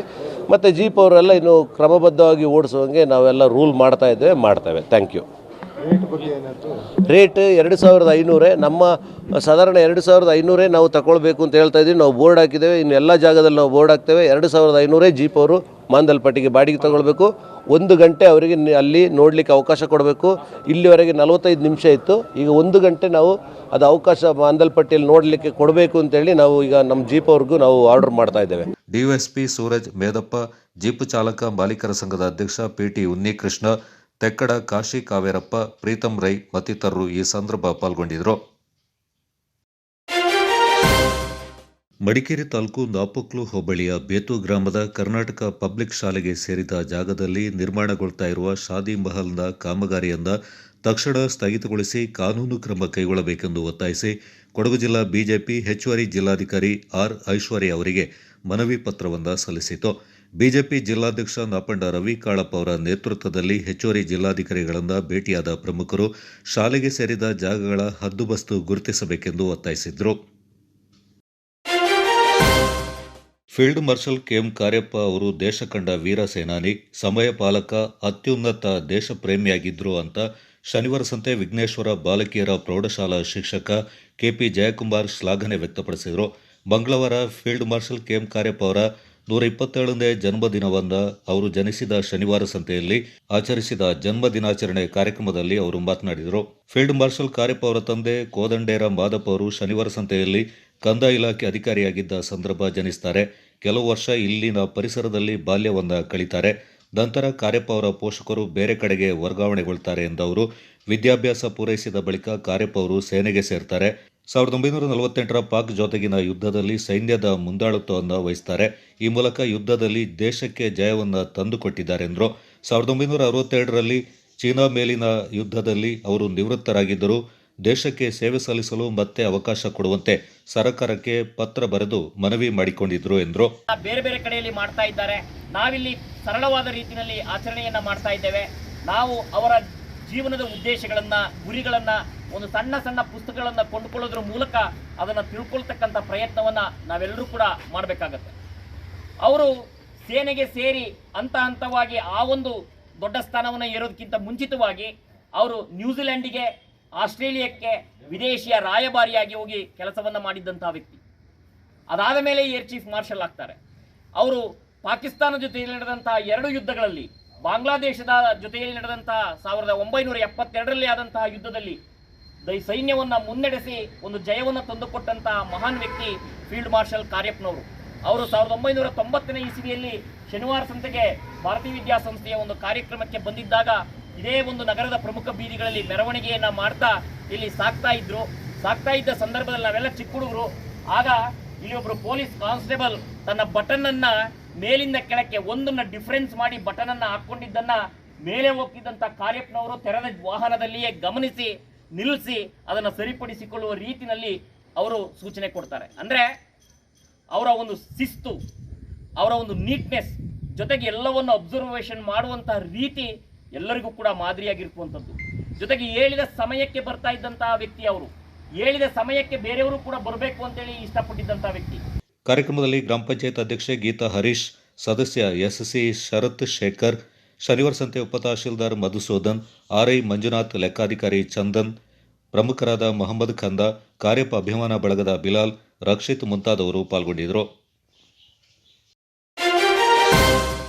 ವಿರಾಜಪೇಟೆ ತಾಲೂಕು ಅಂಬಟ್ಟಿ ಗ್ರಾಮದಲ್ಲಿ ರೆಸಾರ್ಟ್ ಕಾಮಗಾರಿಯನ್ನು ವಿರೋಧಿಸಿ ಪರಿಸರವಾದಿಗಳು ಮತ್ತು ಗ್ರಾಮಸ್ಥರು ದಿಢೀರಾಗಿ ನಿವೃತ್ತ ಕರ್ನಲ್ ಚಿಪ್ಪಡಿರ ಮುತ್ತಂಡ, ಪರಿಸರವಾದಿ ಮತ್ತು ಜಬ್ಬೂಮಿ ಹೋರಾಟ ಸಮಿತಿಯ ಮುಖಂಡ ರಾಜೀವ್ ಬೋಪಯ್ಯ ಅವರ ನೇತೃತ್ವದಲ್ಲಿ ಬಿಟ್ಟಂಗಾಲ ಗ್ರಾಮ ಪಂಚಾಯಿತಿ ವ್ಯಾಪ್ತಿಯ ಅಂಬಟ್ಟಿ ಗ್ರಾಮದಲ್ಲಿ ಸ್ಟರ್ಲಿಂಗ್ ಕಂಪನಿಯವರು ಹಾಗೂ ಪೊನ್ನಕಚ್ಚಿರ ವಸಂತ ಮಾಚಯ್ಯ ಮತ್ತು ಅಂಜನ್ ಬೆಂಗಳೂರು ಅವರ ಮಾಲೀಕತ್ವದಲ್ಲಿ ಲೇಔಟ್ ವಿಲ್ಲಾ ನಿರ್ಮಾಣ ಕಾಮಗಾರಿ ನಡೀತಾ ಇದ್ದು, ಈ ಕಾಮಗಾರಿಯಲ್ಲಿ ಬೆಟ್ಟ ಕೊರೆಯುವಾಗ ಮತ್ತು ಬೆಟ್ಟ ಪ್ರದೇಶದ ಕಲ್ಲು ಒಡೆಯುವಾಗ ಭಾರೀ ಶಬ್ದದಿಂದ ಸುತ್ತಮುತ್ತಲಿನ ಗ್ರಾಮಸ್ಥರಿಗೆ ತೊಂದರೆ ಆಗ್ತಾ ಇದೆ ಮತ್ತು ಪರಿಸರ ನಾಶ ಆಗ್ತಾ ಇದೆ ಎಂದು ಗ್ರಾಮಸ್ಥರು ಮತ್ತು ಪರಿಸರವಾದಿಗಳು ಆರೋಪಿಸಿ ಪ್ರತಿಭಟನೆಯನ್ನ ನಡೆಸಿದರು. ಪ್ರತಿಭಟನೆಯಲ್ಲಿ ಮುಖ್ಯಸ್ಥ ರಾಜು ಬೋಪಯ್ಯ, ನೆಲ್ಲಮಕ್ಕಡ ವಿವೇಕ್ ಹಾಗೂ ಗ್ರಾಮಸ್ಥರು ಪಾಲ್ಗೊಂಡಿದ್ದರು. ಇವರು ರೆಸಾರ್ಟ್ ಮಾಡಿದ್ರೆ ಈ ಊರಿಗೆ ಪ್ರಾಬ್ಲಮ್ ಆಗ್ತದೆ. ಈ ಬೆಟ್ಟ ಜರಿದ್ರೆ ಇದು ಹೆಚ್ಚು ಕಮ್ಮಿ 10 ಕಿಲೋಮೀಟರ್ ವರೆಗೆ ಹೋಗ್ತದೆ. ಅಷ್ಟು ದೊಡ್ಡ ಬೆಟ್ಟ ಇದು. ಇದರಿಂದ ನಮ್ಮ ಇಡೀ ಊರಿಗೆ ಪ್ರಾಬ್ಲಮ್ ಆಗ್ತದೆ. ಇದೇ ಥರ ಇವ್ರನ್ನ ಮುಂದೆ ಬಿಟ್ಟರೆ ಈ ಥರ ಭಾಳಷ್ಟು ಪ್ರಾಜೆಕ್ಟ್ ಕೊಡಗಿನಲ್ಲಿ ಆಗ್ತಾಯಿದೆ ಬೆಟ್ಟದ ಮೇಲೆ. ಅದನ್ನೆಲ್ಲನೂ ನಿಲ್ಲಿಸಬೇಕು ಅಂತ ನಾವು ಇಲ್ಲಿ ಇವತ್ತು ಹೋರಾಟಕ್ಕೆ ಬಂದಿರೋದು. ಏನು ಸಮಸ್ಯೆ ಏನಾಗ್ತಿದೆ ಇದು ಕಾಮಗಾರಿಯಿಂದ? ಸಮಸ್ಯೆ ಅಂದರೆ ಇವಾಗ ಬೆಟ್ಟನ ಕೊಡಿದ್ರೆ ಆಲ್ರೆಡಿ ನಾವು ಹೇಳ್ದಂಗೆ 2018ನಲ್ಲಿ ಬೆಟ್ಟ ಜರಿದಿದೆ, ಅದೆಲ್ಲರಿಗೂ ಗೊತ್ತಿರೋ ವಿಚಾರ. ಹಾಗೆ ಇದ್ರ ಮೇಲೆ ಒಂದು 2-3 ಮನೆ ಇತ್ತು, ಅವರೆಲ್ಲ ಶಿಫ್ಟ್ ಮಾಡಿ ಓಡೋದ್ರು. ಅವ್ರು ಇನ್ನೂ ಬಂದಿಲ್ಲ ರಿಟರ್ನ್. ಇವಾಗ ಪುನಃ ಇದನ್ನ ಮಾಡಿದರೆ ಈ ಬೆಟ್ಟದ ಕೆಳಗಡೆ ಸುಮಾರು ಮನೆ ಇದೆ. ಅವರು ಪುನಃ ಪಾಪ ಸುಮ್ಮನೆ ಗೊತ್ತಿಲ್ಲದೆ ಮನೆಯ ಜಾಗನ ಕಳ್ಕೊಬೇಕಾಗ್ತದೆ. ಯಾರಿಗಾದ್ರು ಕಂಪ್ಲೇಂಟ್ ಮಾಡಿದ್ದೀರಾ? ಬಂದಿದ್ದೀರಾ ಯಾರಾದರೂ? ನಮ್ಮ ಹತ್ರ ಕಂಪ್ಲೇಂಟ್ ಇದೆ. ನಾವು DC ಗೆ ಕಂಪ್ಲೇಂಟ್ ಮಾಡಿದ್ದೀವಿ. ನಾವು ಹಳೆ DC ಗೆ ಏನು ಬಂದ್ರ ಅವರು ಪರಿಶೀಲನೆ ಮಾಡಿದ್ದಾರೆ? ಏನು ಮಾಡಿದ್ರು? PDO ಅವರಿಗೆ ಕಂಪ್ಲೇಂಟ್ ಮಾಡಿದ್ದೀವಿ. ನಾವು ಖುದ್ದಾಗಿ ಮಾತಾಡ್ಸಿದ್ದೀವಿ. ಯಾರು ಇವತ್ತುವರೆಗೆ ನಮಗೆ ಉತ್ತರ ಕೊಟ್ಟಿಲ್ಲ.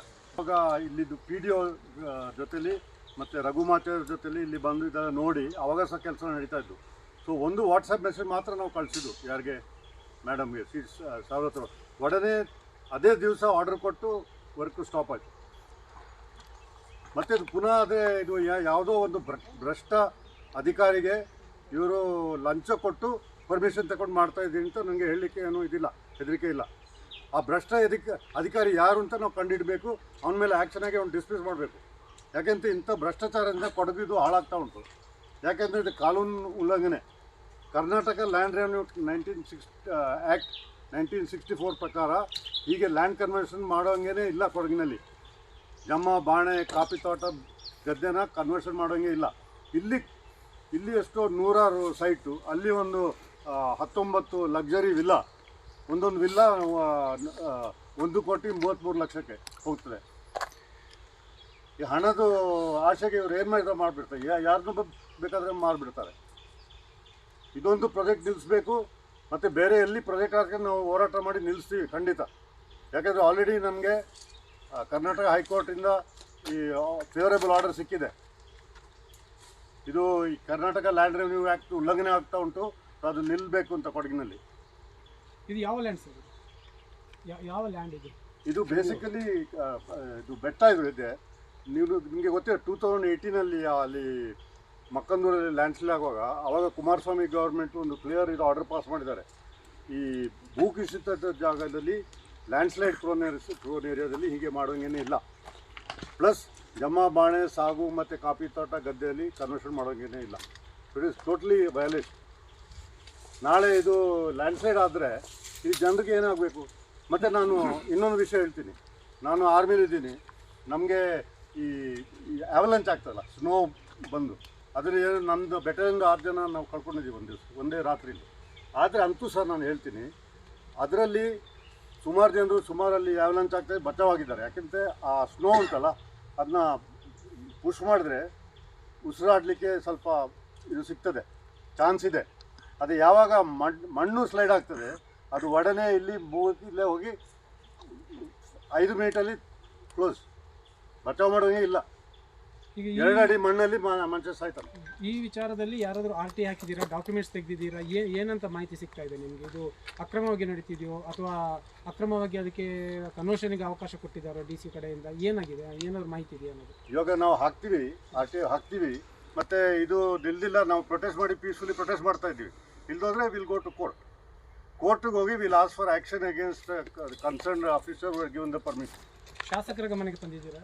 ನಿಮ್ಮ ಸ್ಥಳೀಯ ಶಾಸಕರ ಗಮನಕ್ಕೆ ತಂದಿದ್ದೀವಿ. ಅವ್ರು ಹೇಳಿದ್ರು, ನೀವು ಸ್ಥಳೀಯರು ಪ್ರೊಟೆಸ್ಟ್ ಮಾಡಿದ್ರೆ ನಾವು ಆ್ಯಕ್ಷನ್ ತಗೊಳ್ತೀವಿ.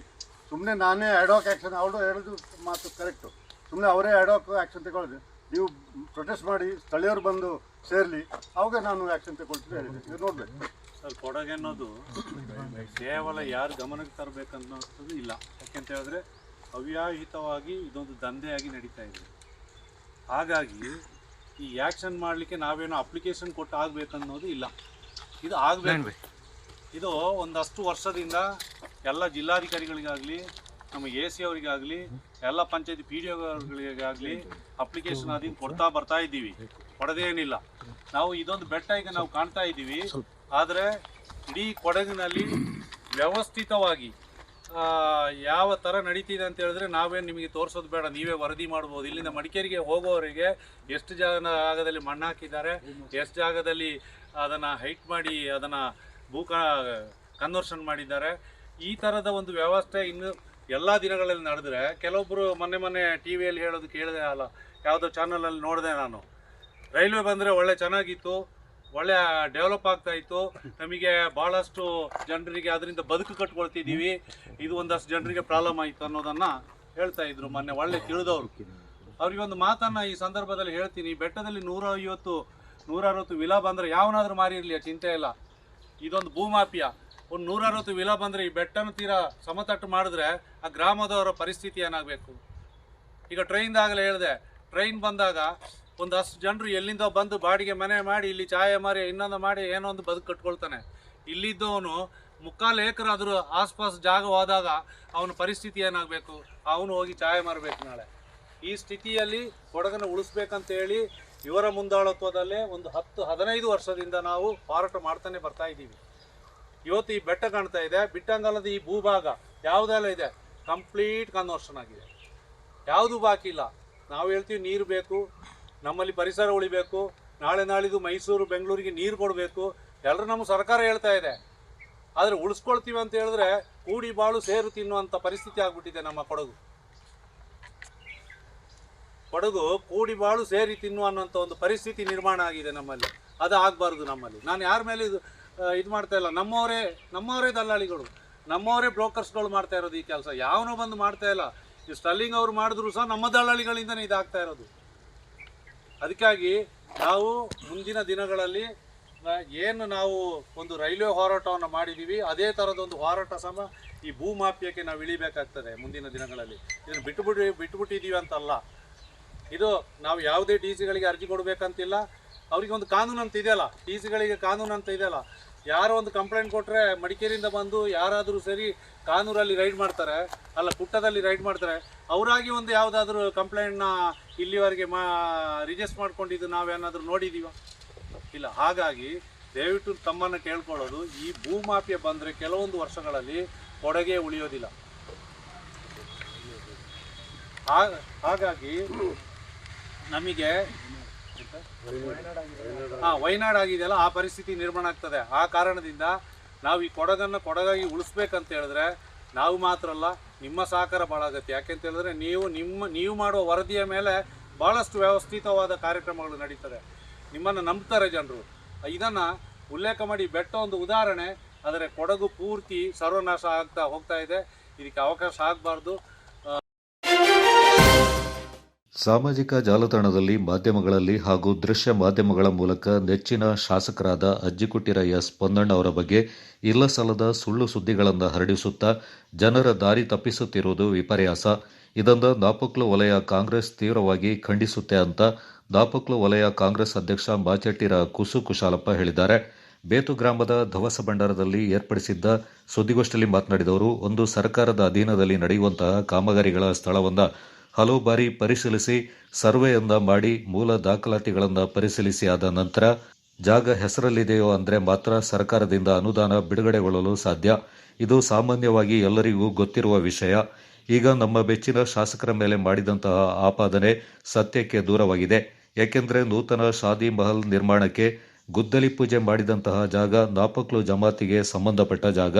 ಸುಮಾರು 50 ವರ್ಷಗಳ ಹಿಂದೆ ಅವರ ಹೆಸರಿಗೆ ಖಾತೆ ವರ್ಗಾವಣೆ ಮಾಡಲಾಗಿದೆ. ಈ ಜಾಗದಲ್ಲಿ ಗೋರಿಗಳಿಗೆ ಕಬರಸ್ಥಾನ ಅಲ್ಲೇ ಇದೆ. ಸರ್ಕಾರದ ಅನುದಾನದಲ್ಲಿ ನಿರ್ಮಾಣವಾದ ಅಂತಹ ತಡೆಗೋಡೆಗಳಿವೆ. ಸುಮಾರು 20 ವರ್ಷದಿಂದ ಇದ್ದಂತಹ ಶಾಸಕರ ಮುಂದಾಳತ್ವದಲ್ಲಿ ಅನುದಾನ ಬಿಡುಗಡೆಗೊಂಡಿದೆ. ಅನುದಾನದಿಂದ ಕಾಮಗಾರಿಗಳು ನಡೆದಿವೆ. ಇಷ್ಟೆಲ್ಲ ಮಾಜಿ ಶಾಸಕರ ಮುಂದಾಳತ್ವದಲ್ಲಿ ನಡೆದರೂ ಕೂಡ ನಮ್ಮ ಶಾಸಕರ ವಿರುದ್ಧ ಆಪಾದನೆ ಮಾಡುವುದು ಎಷ್ಟು ಸರಿ? ಈಗ ವಿಷಯ ಅದಲ್ಲ. ಸಾಮಾಜಿಕ ಜಾಲತಾಣದಲ್ಲಿ ಕೆಪಿಎಸ್ ಶಾಲೆಯ ಜಾಗ ಒತ್ತುವರಿಯಾಗಿದೆ ಎಂದು ವಿವರಣೆ ನೀಡಿ ಅದನ್ನು ಶಾದಿ ಮಹಲ್ಗೆ ನೀಡಲಾಗಿದೆ ಎಂಬ ಮಾಹಿತಿಯನ್ನು ನೀಡುತ್ತಾ ಇದನ್ನು ಕಾಂಗ್ರೆಸ್ ಪಕ್ಷದ ಶಾಸಕರಾದ ಅಜ್ಜಿಕುಟ್ಟಿರ ಎಸ್ ಪೊನ್ನಣ್ಣನವರು ಬಗೆಹರಿಸಿಕೊಡಬೇಕೆಂದು ಹೇಳಿಕೆ ನೀಡುವುದು ಅವರ ಘನತೆಗೆ ಶೋಭೆ ತರುವಂಥದ್ದಲ್ಲ. ಏಕೆಂದರೆ 20 ವರ್ಷದಿಂದ ಪದವಿ ಪೂರ್ವ ಕಾಲೇಜಿನ ಆಡಳಿತ ಮಂಡಳಿಗೆ ಅಧ್ಯಕ್ಷರಾಗಿ ಕೆಜಿ ಬೋಪಯ್ಯನವರೇ ಆಡಳಿತ ಮಂಡಳಿ ಅಧ್ಯಕ್ಷರಾಗಿದ್ದರು. ಪತ್ರಿಕಾಗೋಷ್ಠಿ ಆರೋಪ ಮಾಡಿದವರು ಅದೇ ಸಂದರ್ಭದಲ್ಲಿ ಉಪಾಧ್ಯಕ್ಷರಾಗಿ 10 ವರ್ಷಗಳ ಕಾಲ ಅದೇ ಕಾಲೇಜಿನ ಆಡಳಿತ ಮಂಡಳಿಯಲ್ಲಿ ಸೇವೆಯನ್ನ ಸಲ್ಲಿಸಿದ್ದಾರೆ. ಆ ಸಂದರ್ಭ ಇವರ ಗಮನಕ್ಕೆ ಬಂದಿಲ್ಲವೇ? ಇವರ ಅಧಿಕಾರಾವಧಿಯಲ್ಲಿ ಆ ಕಬರಸ್ಥಾನಗಳಿಗೆ ಸರ್ಕಾರದಿಂದ ತಡೆಗೋಡೆಗಳು ಹಾಗೂ ಮೂಲ ಸೌಕರ್ಯಗಳನ್ನು ಕಲ್ಪಿಸಿಕೊಡಲಾಗಿದೆ. ಇಷ್ಟೆಲ್ಲವೂ ಇವರ ಗಮನದಲ್ಲಿದ್ದರೂ ಇವರು ಏಕೆ ಪ್ರತಿಭಟನೆ ಮಾಡಲಿಲ್ಲ? ಇವರ ಅಧಿಕಾರಾವಧಿಯಲ್ಲಿ ಆ ಒತ್ತುವರಿಯನ್ನು ತೆರವುಗೊಳಿಸಿದ್ರೆ ಸಮಸ್ಯೆಗಳು ಉದ್ಭವ ಆಗ್ತಾ ಇರಲಿಲ್ಲ. 20 ವರ್ಷದಿಂದ ಬಿಜೆಪಿ ಅಧಿಕಾರದಲ್ಲಿರುವ ಸಂದರ್ಭ ಇವರದೇ ಶಾಸಕರಿದ್ರು, ಇವರದೇ ಸರ್ಕಾರ ಬಂದ್ರು. ಶಾಲೆ ಆಡಳಿತ ಮಂಡಳಿಯಲ್ಲಿ ಎಲ್ಲ ಸದಸ್ಯರು ಮಾಜಿ ಶಾಸಕರ ಬೆಂಬಲಿಗರಿದ್ದರೂ ಕೂಡ 20 ವರ್ಷದಿಂದ ಈ ಬಗ್ಗೆ ಪ್ರಸ್ತಾವನೆ ಮಾಡದೆ ಈಗ ಕಾಂಗ್ರೆಸ್ ಆಡಳಿತ ಬಂದ ಮೇಲೆ ಶಾಸಕರ ಮೇಲೆ ಇಲ್ಲಸಲ್ಲದ ಆಪಾದನೆ ಮಾಡುವುದು ಎಷ್ಟು ಸರಿ ಅಂತ ಕಿಡಿಕಾರಿದ್ರು. ನಾಪೊಕ್ಲು ಪದವಿ ಪೂರ್ವ ಕಾಲೇಜಿಗೆ ನಮ್ಮ ಊರಿನ ಹಿರಿಯರು ಜಾಗವನ್ನು ದಾನ ಮಾಡಿ ವಿದ್ಯಾರ್ಥಿಗಳ ಏಳಿಗೆಗೆ ಶ್ರಮಿಸಿದ್ದಾರೆ. ನಮಗೂ ಒಂದು ಹೆಮ್ಮೆಯ ವಿಷಯ. ಈ ಜಾಗದ ಒತ್ತುವರಿಯನ್ನು ತೆರವುಗೊಳಿಸಲು ನಾವು ಕೂಡ ಹಳೆ ವಿದ್ಯಾರ್ಥಿಗಳಾಗಿರುವುದರಿಂದ ಯಾವ ಸಂದರ್ಭದಲ್ಲಿ ಇವರಿಗೆ ಸಹಕಾರ ನೀಡುತ್ತೇವೆ, ಅದು ಬೇರೆ ವಿಚಾರ. ನಮಗೂ ನಮ್ಮ ಕಾಲೇಜಿನ ಮೇಲೆ ಅಪಾರ ಗೌರವವಿದೆ. ಶಾಸಕರಿಗೂ ಕೂಡ ಕಾಳಜಿ ಇದೆ. ಶಾಸಕರು ಕೂಡ ಈ ಬಗ್ಗೆ ಸೂಕ್ತ ಕ್ರಮ ಕೈಗೊಳ್ಳಲು ಜಿಲ್ಲಾಧಿಕಾರಿಯವರಿಗೆ ತನಿಖೆಯನ್ನ ಮಾಡಲು ಆದೇಶ ನೀಡಿದ್ದಾರೆ. ಆದ್ದರಿಂದ ಶಾಸಕರ ವಿರುದ್ಧ ಅಪಪ್ರಚಾರ ಮಾಡಿ ಉತ್ತಮ ಕಾರ್ಯವನ್ನ ಮಾಡುವಂತಹ ಹಾಗೂ ಕೊಡಗಿನ ಅಭಿವೃದ್ಧಿಗೆ ಶ್ರಮಿಸಿದಂತಹ ಶಾಸಕರ ಶ್ರೇಯಸ್ಸನ್ನು ಕುಂಠಿತಗೊಳಿಸುವುದು ಶೋಭೆ ತರುವಂಥದ್ದಲ್ಲ. ಇದಕ್ಕೆ ನಾವು ವಿರೋಧವನ್ನು ವ್ಯಕ್ತಪಡಿಸುತ್ತೇವೆ ಎಂದರು. ಶಾಸಕರ ಹೆಸರನ್ನು ಹಾಳು ಮಾಡುವ ಸಲುವಾಗಿ ಕೆಲವು ವ್ಯಕ್ತಿಗಳು ಸಾಮಾಜಿಕ ಜಾಲತಾಣದಲ್ಲಿ ಶಾಸಕರು ಇದನ್ನು ಮೊನ್ನೆ 2 ವರ್ಷದ ಹಿಂದೆ ಕಾಲೇಜಿನ ಜಾಗವನ್ನು ಅವರಿಗೆ ಪರವಾದ ಮಾಡಿ ಅವರ ಹೆಸರಿಗೆ ವರ್ಗಾಯಿಸಿ ಸರ್ಕಾರ ಮಟ್ಟದಲ್ಲಿ ಪ್ರಯತ್ನಿಸಿ ಅವರಿಗೆ ಶಾದಿ ಮಾಲ್ ಕಟ್ಟಿಕೊಡ್ತಾರೆ ಎಂದು ಸುಳ್ಳು ಸುದ್ದಿಯನ್ನು ಹರಡಿಸಿ ಅವರ ಹೆಸರಿಗೆ ಕಳಂಕ ತರುವಂತ ವಿಷಯ ಮಾಡ್ತಾರೆ. ನಮ್ಮ ಸರ್ಕಾರ ಬಂದು ಮಿನಿಮಮ್ 2.5 ವರ್ಷ ಆಯಿತು. ಕಾಂಗ್ರೆಸ್ ಸರ್ಕಾರ ಬಂದು 2.5 ವರ್ಷ ಆಯಿತು. ನಮ್ಮ ಶಾಸಕರು ಬಂದು ನಮ್ಮ ನೆಚ್ಚಿನ ಶಾಸಕರಾದಂತ ಎಸ್ ಪೊನ್ನಣ್ಣನವರು ನಾಪಗಳ ಭಾಗದಲ್ಲಿ ಸುಮಾರು 7 ಕೋಟಿ ಅನುದಾನ ಕೊಟ್ಟಿದ್ದಾರೆ. ಕೊಡುಗೆಗೆ ಹಲವಾರು ರೀತಿಯಲ್ಲಿ ಅನುದಾನವನ್ನು ನಮಗೆ ಕೊಟ್ಟಿದ್ದಾರೆ. ಇದೆಲ್ಲ ಸಹಿಸಿಕೊಳ್ಳದ ಕೆಲವು ಷಡ್ಯಂತ್ರಗಳು ಹಿಂದುಗಡೆ ನಡೀತಾ ಇದೆ. ಅವರ ಹೆಸರಿಗೆ ಕಳಂಕ ತರುವಂತ ಕೆಲಸವನ್ನು ಈಗ ಶುರು ಮಾಡಿದ್ದಾರೆ. ಇದಕ್ಕೆ ನಮ್ಮ ನಾಪಗಳ ಕಾಂಗ್ರೆಸ್ ವತಿಯಿಂದ ನಮ್ಮ ಸಾರ್ವಜನಿಕರಿಂದ ಬೇತು ಗ್ರಾಮಸ್ಥರ ಪರವಾಗಿ ನಾಪಗಳ ಊರಿನವರ ಪರವಾಗಿ ಇದನ್ನು ನಾವು ಪಕ್ಕಾ ಖಂಡಿಸ್ತೇವೆ. ನಾವು ಕೂಡ ಈ ಶಾಲೆಯ ಹಳೆ ವಿದ್ಯಾರ್ಥಿಗಳು. ನಮಗೂ ಎಲ್ಲ ಇರೋರೆಲ್ಲ ಅದೇ ಶಾಲೆ ಓದಿದಂತ ವಿದ್ಯಾರ್ಥಿಗಳು. ಸುಮಾರು 50-60 ವರ್ಷದಿಂದ ಅಲ್ಲಿ ಕಬರ್ಸ್ಥಾನವಿತ್ತು. ಶಾಲೆ ಪಕ್ಕದಲ್ಲೇ ಮೈದಾನ ಇತ್ತು. ಆ ಮೈದಾನ ಪಕ್ಕದಲ್ಲಿನೇ ಈ ಯಾವುದು ಈಗ ಹಲವು ಪ್ರತಿಷ್ಠಿತ ಮನೆತನವರು ಹಾಕಿ ಮ್ಯಾಚ್ ನಡೆದಿದ್ದಾರೆ. ಹಾಕಿ ಮ್ಯಾಚ್ ಮಾಡೋ ಸಂದರ್ಭದಲ್ಲಿ ಅದೇ ಗ್ರೌಂಡ್ನಲ್ಲಿ ಇಲ್ಲಿ ಹಳೆ ವಿದ್ಯಾರ್ಥಿಗಳು ಅಲ್ಲಿ ಒಂದು ಆಟ ಆಡಿದ್ದಾರೆ. ಆ ಸಂದರ್ಭದಲ್ಲಿಯೂ ಅಲ್ಲಿ 20 ವರ್ಷದಿಂದ ಏನು ತಡೆಗೋಡೆ ಇದೆ ಅದು ಅವರ ಗಮನಕ್ಕೆ ಬರಲಿಲ್ಲವು. ಮುಖ್ಯವಾಗಿ ಏನು ಹೇಳಕ್ಕೆ ಇಷ್ಟಪಡ್ತೀನಿ ಅಂದ್ರೆ, ನಮ್ಮ ಶಾಸಕರು ಬಂದು ಶಾದಿ ಮಹಲ್ ನಾಪಗಳ ಭಾಗದ ಜಮಾಯಿತಿನ ಶಾದಿ ಮಹಲ್ಗೆ ಗುದ್ದಲಿ ಪೂಜೆ ಮಾಡಿದ ಸಂದರ್ಭದಲ್ಲಿ ಆ ಜಾಗ ಶಾಲೆಯ ಜಾಗ ಎಂದು ಸುಳ್ಳು ದಾಖಲಾತಿಯ ಪ್ರಕಾರ ಅದನ್ನು ಅಪಪ್ರಚಾರ ಮಾಡಿ ಶಾಸಕರ ತೇಜೋವಧೆ ಮಾಡುವುದು ನಮ್ಮ ಗಮನಕ್ಕೆ ಬಂದಿದೆ. ಇದು ನಿಜವಾಗಲೂ ಸತ್ಯಕ್ಕೆ ದೂರವಾದಂತಹ ಮಾತು. ಯಾಕೆಂದರೆ ಈ ಶಾದಿ ಮಹಲ್ ಎಂಬ ಜಾಗ ಅದು ನಾಪಗಳು ಜಮಾಯತಿಗೆ ಕೊಟ್ಟು ಮಿನಿಮಮ್ ಅಂದ್ರೆ ನಮ್ಮ ಹತ್ರ ದಾಖಲೆಗಳಿದೆ. ಸುಮಾರು 80-82 ಇಸವಿಯಲ್ಲಿ ಅವರಿಗೆ ಇದು ಗ್ರಾಂಟ್ ಆಗಿರುವಂತಹ ಜಾಗ. ಈ ಜಾಗದಲ್ಲಿ ಕಬರಸ್ಥಾನಗಳು ಇದೆ, ಅಲ್ಲಿ ಗೋರಿಗಳಿದೆ, ಖಾಲಿ ಜಾಗನೂ ಇದೆ. ಪಕ್ಕದಲ್ಲಿ ಸರ್ಕಾರಿ ನಮ್ಮ ಜೂನಿಯರ್ ಕಾಲೇಜಿನ ಗ್ರೌಂಡ್ ಇದೆ. ಆ ಗ್ರೌಂಡಿಗೆ ತಡೆಗೋಡನ್ನು ಮಾಡಿದ್ದಾರೆ. ಇದೆಲ್ಲವೂ ಅಲ್ಲಿ ಇದೆ. ಪಾರದರ್ಶಕವಾಗಿ ಪ್ರತಿಯೊಬ್ಬರಿಗೆ ಅಲ್ಲಿ ಕಾಣುವಂತ ವಿಷಯ ಇದು. ಇದರಲ್ಲಿ ಏನು ಮುಚ್ಚುಮರೆ ಮಾಡುವಂತ ವಿಷಯ ಇಲ್ಲ. ಇದು ಗ್ರಾಂಟ್ ಆಗಿರೋದು ನಿಜ. ಅವರ ಹೆಸರಿಗೆ ಕೊಡಲು ಖಾತಾ ನಂಬರ್ ವರ್ಗಾವಣೆ ಆಗಿರೋದು ನಿಜ. ಅವರ ಹೆಸರಿಗೆ RTC ಬಂದಿರೋದು ನಿಜ. ಮೇಲೆ ನಮ್ಮ ಹೆಸರು ಪಕ್ಷದ ಹೆಸರನ್ನು ತೇಜೋದು ಮಾಡೋದು, ಈಗ ರಾಜಕೀಯ ಬೇಳೆ ಬೇಯಿಸುವಾಗ ಇಂಥ ಆಪಾದನೆಗಳು ಮಾಡೋದು ಯಾವ ಕಾರಣಕ್ಕೂ ನಮಗೆ ಸಹಿಸಿಕೊಳ್ಳಲು ಸಾಧ್ಯವಿಲ್ಲ. ದಯಮಾಡಿ ಇಲ್ಲಿ ನಿಲ್ಲಿಸೋದು ಉತ್ತಮ ಅಂತ ಹೇಳ್ಬಿಟ್ಟು ನಾನು ಹೇಳೋದು ಇಷ್ಟಪಡ್ತಾ ಇದ್ದೀನಿ. ಸುಮ್ಮನೆ ಸುಳ್ಳು ಸುದ್ದಿ ಹರಡಿಸುವುದು. ಈ ನನ್ನ ಲೆಕ್ಕದಲ್ಲಿ ಸುಮಾರು 20 ವರ್ಷದಿಂದ ಶಾಲಾ ಅಭಿವೃದ್ಧಿ ಸಮಿತಿ ಅಧ್ಯಕ್ಷರಾಗಿ ಮಾನ್ಯ ಭೂಪೇಶ್ ಸರ್ ಅವರಿದ್ರು. ಆ ಸಂದರ್ಭ ಮಾಜಿ ಶಾಸಕರಾಗಿದ್ದಾರೆ ಅವರೀಗ. ಅವರ ಆ ಸಂದರ್ಭದಲ್ಲಿ ಈಗ ಯಾವ ಸಾಮಾಜಿಕ ಜಾಲತಾಣದಲ್ಲಿ ಏನು ಈಗ ನಿನ್ನೆ ಪತ್ರಿಕಾಗೋಷ್ಠಿ ಹೇಳಿಕೆ ಕೊಟ್ಟಿದ್ದಾರೆ, ಅವರೆಲ್ಲ ಆ ಕಮಿಟಿಯಲ್ಲಿ ಇದ್ರು. ಶಾಲಾ ಆಡಳಿತ ಮಂಡಳಿ ಕಮಿಟಿಯಲ್ಲಿ ಅವರೆಲ್ಲರೂ ಇದ್ರು. ಅವರು 10 ವರ್ಷದಿಂದ ಉಪಾಧ್ಯಕ್ಷರಾಗಿ ಅವರು ಕೆಲಸ ಮಾಡಿದ್ದಾರೆ. ಆಗ ಇವರಿಗೆ ಒತ್ತುವರಿ ಜಾಗ ಗಮನಕ್ಕೆ ಬಂದಿಲ್ಲವು. ಅಲ್ಲಿ ಸರ್ಕಾರಿ ಶಾಲೆಯಲ್ಲಿ ಸುಮಾರು ಅವರೇ ಪತ್ರಿಕೆ ಹೇಳಿ ಕೊಟ್ಟಿದ್ದಾರೆ, 3-4 ಪ್ರಭಾವಿ ವ್ಯಕ್ತಿಗಳು ಶಾಲೆಯ ಜಾಗ ಒತ್ತುವರಿ ಮಾಡಿಕೊಂಡಿದ್ದಾರೆ ಅಂತ. ಆಗ ಇವರ ಆಡಳಿತ ಇರುವ ಸಂದರ್ಭದಲ್ಲಿ ಮಾನ್ಯ ಗೋಪೇಶ್ ಸರ್ ಅವರು ಸಭಾಪತಿಗಳಾಗಿದ್ರು, ಉತ್ತಮ ಪೊಸಿಷನ್ ಇದ್ದರು. ಆಗ ಇವರು ಅವರ ಅನುಯಾಯಿಗಳು. ಸೊ ಇವರಿಗೆ ಅದನ್ನು ಪರಿಶೀಲನೆ ಮಾಡಿ ಶಾಲೆಯ ಅಭಿವೃದ್ಧಿಗೆ ಮಾಡಬಹುದಿತ್ತಲ್ಲ. ಅದರ ಸರ್ಕಾರಿ ಜಾಗದಲ್ಲಿ 7 ಎಕರೆ ಜಾಗ ಗ್ರೌಂಡ್ ಪಕ್ಕದಲ್ಲಿ ಇದೆ. ಆಗಲೂ ಕೂಡ ಸರ್ಕಾರ ಸರ್ವೆ ಆಗಿದೆ. ಆಗ ಇದೇ ಆಡಳಿತ ಮಂಡಳಿಯವರು ಯಾವ ದಿನ ಪತ್ರಿಕಾಗೋಷ್ಠಿ ಮಾಡಿದ್ದಾರೆ, ಅದರಲ್ಲಿರುವ ಕೆಲವು ಮುಂಚೆಕರದ ನಾಯಕರುಗಳು ಸೇಮ್ ಅದೇ ಆಡಳಿತ ಮಂಡಳಿಯಲ್ಲಿ ಅವರು ಅಧಿಕಾರದಲ್ಲಿದ್ದರು. ಸೊ ಆಗ ಅವರಿಗೆ ತಡೆಗಳನ್ನು ಸಾಧ್ಯ ಆಗಲಿಲ್ಲ. ಆಗ ಒತ್ತುವರಿ ಮಾಡಿದ ಜಾಗವನ್ನು ಅವರೇನಕ್ಕೆ ಇದು ಮಾಡಲಿಲ್ಲ, ಆಗ ಮಾಡಬಹುದಿತ್ತಲ್ಲ ಅವರು. ಈ ಸಂದರ್ಭ ಕುಲ್ಲೇಟಿರ ಅರುಣ್ ಬೇಬಾ ಮಾತನಾಡಿ, ದಾಪಕ್ಲು ಪದವಿ ಪೂರ್ವ ಕಾಲೇಜಿಗೆ ನಮ್ಮ ಊರಿನ ಹಿರಿಯರು ಜಾಗವನ್ನ ದಾನ ಮಾಡಿ ವಿದ್ಯಾರ್ಥಿಗಳ ಏಳಿಗೆಗೆ ಶ್ರಮಿಸಿದ್ದಾರೆ. ನಮ್ಮ ಶಾಸಕರು ಜನಪರ ಕೆಲಸವನ್ನ ಮಾಡ್ತಾ ಇದ್ದು ಇದನ್ನು ಸಹಿಸದೆ ದುರುದ್ದೇಶದಿಂದ ತೇಜೋವಧೆ ಮಾಡಲು ಯತ್ನಿಸ್ತಾ ಇದ್ದಾರೆ ಎಂದರು. ವಿದ್ಯಾರ್ಥಿಗಳ ಸಂಘದ ವತಿಯಿಂದ ಪ್ರತಿಭಟನೆ ಅಂತ ಹೇಳ್ತಾರೆ. ನಾವು ಹಳೆ ವಿದ್ಯಾರ್ಥಿ ಸಂಘದವರೇ. ಯಾಕೆಂತ ಹೇಳಿದ್ರೆ ನಾವು ಸಮೇತ ಅದೇ ಶಾಲೆಯಲ್ಲಿ ಸುಮಾರು 5 ವರ್ಷಗಳ ಕಾಲ ಓದಿ ಅಲ್ಲಿ ಎಲ್ಲಾ ಸಂಘ ಸಂಸ್ಥೆಗಳು ಭಾಗವಹಿಸಿದೀವಿ. ನಾವು ಏನು ಹೇಳುದು ಅಂತ ಹೇಳಿದ್ರೆ, ಮಾನ್ಯ MM ನಾಣಯ್ಯನವರು ದಿವಂಗತರಾಗಿದೆ. ಅವರು ಅತಿಕ್ರಮಣ ಆಗಿದೆ ಅಂತೇಳಿ ಆಗ ಜಿಲ್ಲಾ ಪರಿಷತ್ ಇದ್ದು ಜೆ ಕರ್ಮಯ್ಯನವರು ಅಧ್ಯಕ್ಷರಾಗಿದ್ದರು, ಕಾಸಿಂರವರು ಉಪಾಧ್ಯಕ್ಷರಾಗಿದ್ದರು. ಆಗ ಸಾರ್ವಜನಿಕರನ್ನು ಮತ್ತೆ ಸರ್ಕಾರ ಪೊಲೀಸ್ ಇಲಾಖೆನ ಎವಿಕ್ಷನ್ ಮಾಡುವ ಸಾರ್ವಜನಿಕರು ಬನ್ನಿ ಅಂತ ಹೇಳುವಾಗ 4 ವರ್ಷದಿಂದ ಪ್ರತಿಭಟನೆ ಹೋಗಿದ್ವಿ. ನಾನು ಸಮೇತ ಹೋಗಿದ್ದೀನಿ. ಆವಾಗ ಯಾರು ಸಹಕರಿಸಲಿಲ್ಲ. ತದನಂತರ ಏನಾಯ್ತು, MM ನಾಣಯ್ಯನವರು ಸೋತರು, KG ಬೋಪಯ್ಯನವರು ಬಂದರು. ಅವರು ಬಂದ ನಂತರ ಸುಮಾರು ವರ್ಷಗಳ ಕಾಲ ಆಡಳಿತ ಯಾರ ಕೈಯಲ್ಲಿತ್ತು, ಆವಾಗ ಯಾಕೆ ಇವರಿಗೆ ಮಾಡ್ಲಿಕ್ಕೆ ಆಗೋದಿಲ್ಲ? ಈಗ ನಮ್ಮ ಶಾಸಕರು ಜನಪ್ರಿಯರಾಗಿದ್ದಾರೆ, ಹೇಳಿದ್ದಕ್ಕಿಂತ ಜಾಸ್ತಿ ಕೆಲಸ ಮಾಡಿದ್ದಾರೆ, ಒಬ್ಬರು ಶಾಸಕರಾಗಿಕೊಂಡು ವಿಧಾನಸಭಾ ಅಧ್ಯಕ್ಷರಾದವರಿಗೆ ಮಾಡ್ಲಿಕ್ಕೆ ಆಗಲ್ಲ. ಆ ಒಂದು ದುರುದ್ದೇಶದಿಂದ ಅವರ ಮೇಲೆ ತೇಜೋವಧೆ ಮಾಡಲಿಕ್ಕೆ ಪ್ರಯತ್ನ ಪಟ್ಟಿದ್ದಾರೆ. ಹಳೆ ವಿದ್ಯಾರ್ಥಿ ಎಲ್ಲರನ್ನೂ ಕರ್ಕೊಳ್ಬೇಕು. ಯಾಕಂದ್ರೆ ಒಂದೇ ಪಕ್ಷದವರು ಹಳೆ ವಿದ್ಯಾರ್ಥಿಗಳಲ್ಲ, ಎಲ್ಲರೂ ಹಳೆ ವಿದ್ಯಾರ್ಥಿಗಳಿದ್ದಾರೆ. ಬೇಕಾದಷ್ಟು ಹಳೆ ವಿದ್ಯಾರ್ಥಿಗಳು ಮಾನ್ಯ ಅವರನ್ನು ಕರೆದುಕೊಂಡು ಪ್ರತಿಭಟನೆ ಮಾಡಲಿ. ಕೂಲಂಕು ಸತ್ಯಾಸತ್ಯತೆಗೆ ಮೊನ್ನೆ ಸರ್ವೆ ಮಾಡಿ ನಮ್ಮ ಶಾಸಕರು ಇವಾಗಲೇ ಅದರ ಬಗ್ಗೆ ಜಿಲ್ಲಾಧಿಕಾರಿಯವರಿಗೆ ಮನವಿ ಮಾಡಿದ್ರೆ ಅದರ ಪ್ರಕಾರ ಆಗುತ್ತೆ.